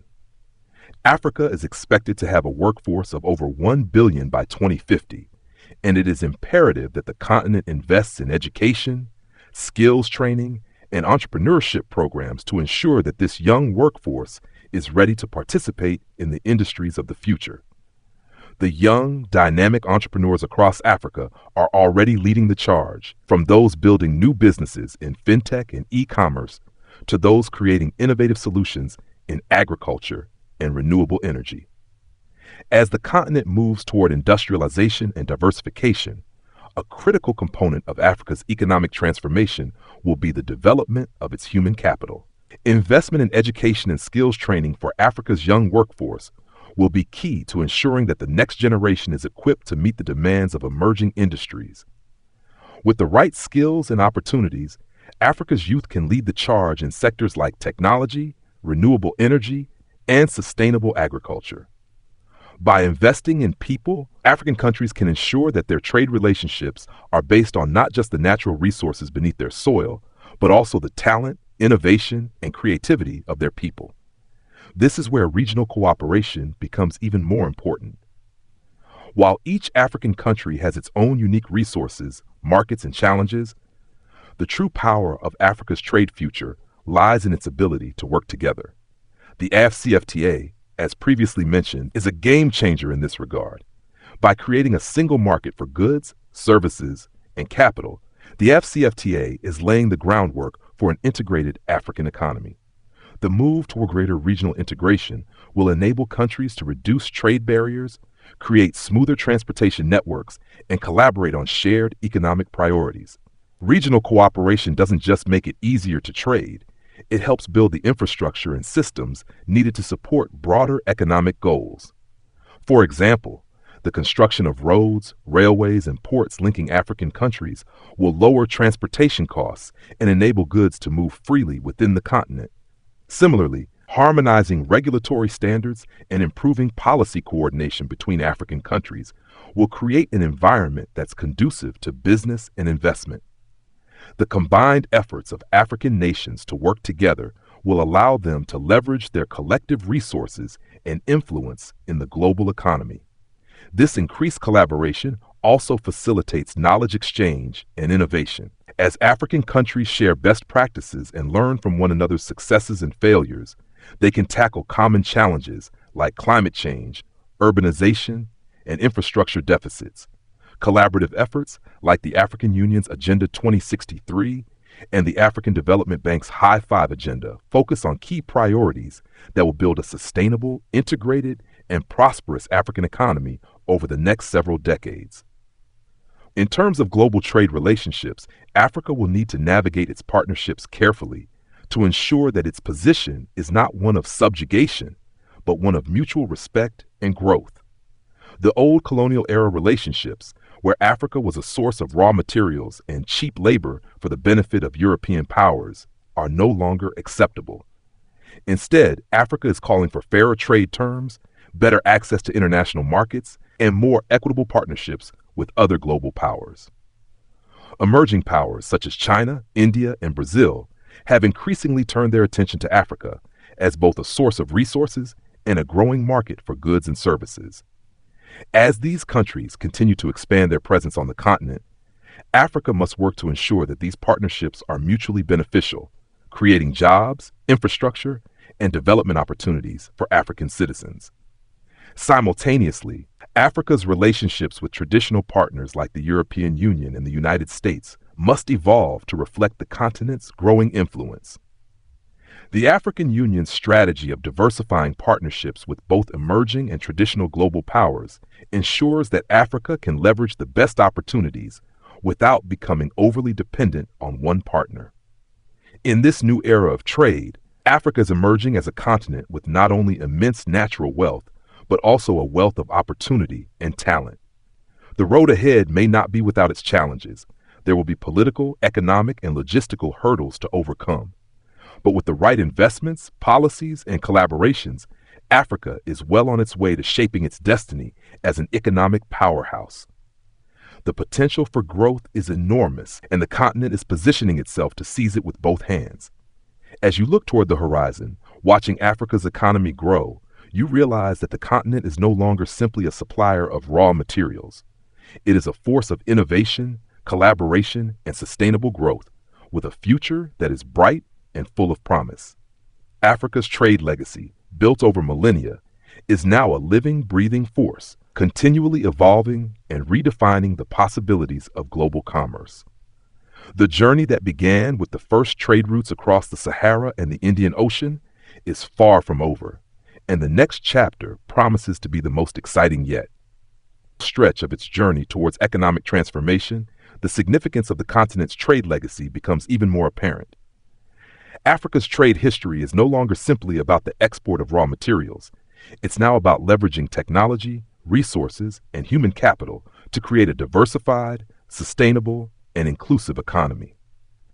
The next chapter of Africa's trade story is one of global influence, resilience, and opportunity, an era where Africa is not just a participant in global trade, but a leader in driving the future of commerce and innovation.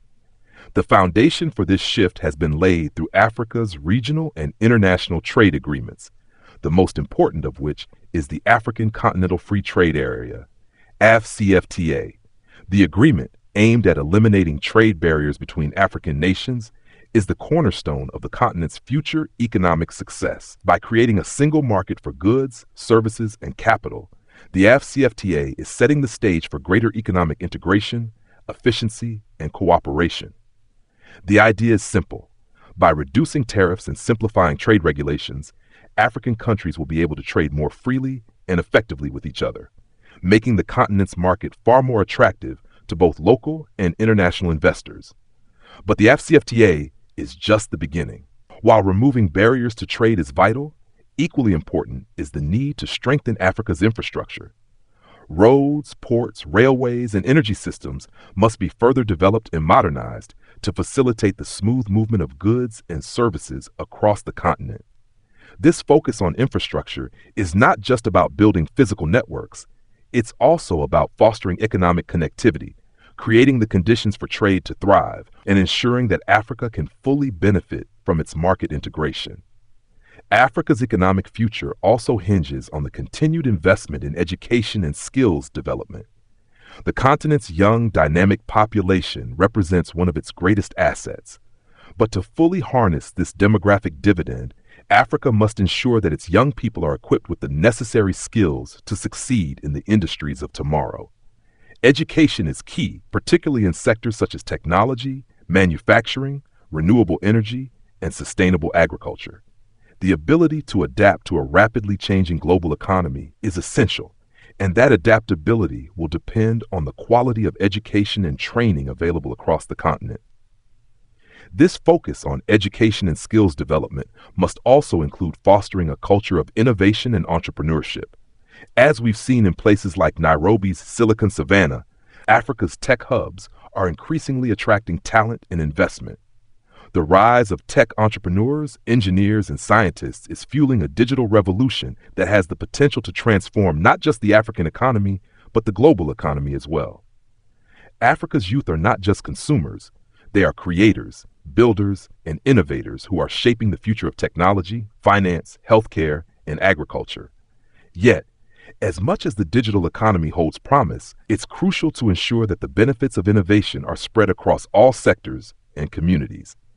For Africa to achieve inclusive growth, technology must be accessible to all, particularly those in rural areas or in marginalized communities.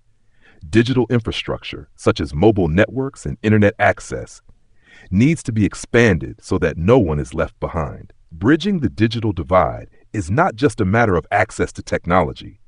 It's about creating opportunities for all Africans to participate in the global economy. Sustainability remains at the heart of Africa's trade future. As the world increasingly focuses on climate change and the transition to a low-carbon economy, Africa's role in driving sustainable solutions has never been more important. The continent's abundant natural resources, its sunlight, wind, water, and land, place it at the forefront of the global push toward renewable energy. Solar power, in particular, holds immense potential. Africa is home to some of the best solar conditions in the world, and the growth of solar energy projects across the continent signals the beginning of a new energy era. By tapping into this renewable resource, Africa can not only meet its own energy needs, but become a leading exporter of clean energy to the rest of the world. Similarly, Africa's agricultural sector offers vast potential for growth, but it must be developed in a way that promotes both food security and environmental sustainability. The rise of climate-smart agriculture, which uses technology and innovation to improve productivity while conserving natural resources, is a critical component of this strategy. Africa's farmers, once dependent on traditional methods, are now embracing technology that helps increase crop yields, reduce waste, and protect the environment. As the continent modernizes its agriculture sector, it will be better positioned to feed its growing population and contribute to the global food supply. Africa's path to economic prosperity is undeniably linked to the responsible use of its resources. With effective governance, transparent institutions, and policies that prioritize long-term growth over short-term gains, the continent can ensure that its wealth in natural resources leads to sustainable economic development. This means not only increasing the value derived from its raw materials, but also investing in industries that will provide employment and economic opportunity for generations to come.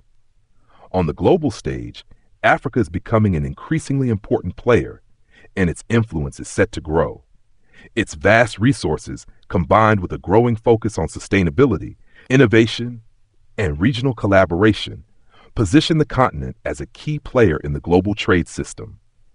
As African countries continue to work together to create a more integrated and self-sufficient economy, they will be better equipped to negotiate trade deals that reflect their own interests and priorities. The AfCFTA is not only about improving intra-African trade, it's about increasing Africa's bargaining power on the world stage and ensuring that the continent's interests are represented in global trade agreements. This collective strength is vital for Africa's long-term success. The rise of regional economic cooperation is one of the most promising developments for the continent's future. As Africa continues to break down barriers to trade, build stronger infrastructure, and invest in its people, it is creating an environment where businesses can thrive, innovation can flourish, and economic prosperity can be shared across the continent. Looking forward, Africa's trade future is one of possibility. The trade routes of old, shaped by camel caravans, ships, and merchants, have evolved into the modern highways of digital commerce, green energy, and sustainable agriculture. What began as a continent known for its abundant resources is now a continent poised to lead in areas like technology, renewable energy, and value-added manufacturing. Africa's trade legacy is evolving, and it is an evolution that embraces change, sustainability, and unity. The continent's people are writing the next chapter of this remarkable story, one where Africa not only participates in global trade, but leads the way forward. And as the sun sets over the continent, casting a warm glow over the trade hubs, innovation centers, and agricultural fields, you realize that the future of Africa, like its past, is boundless. The trade routes may have changed, but Africa's journey, filled with resilience, creativity, and opportunity, is just beginning.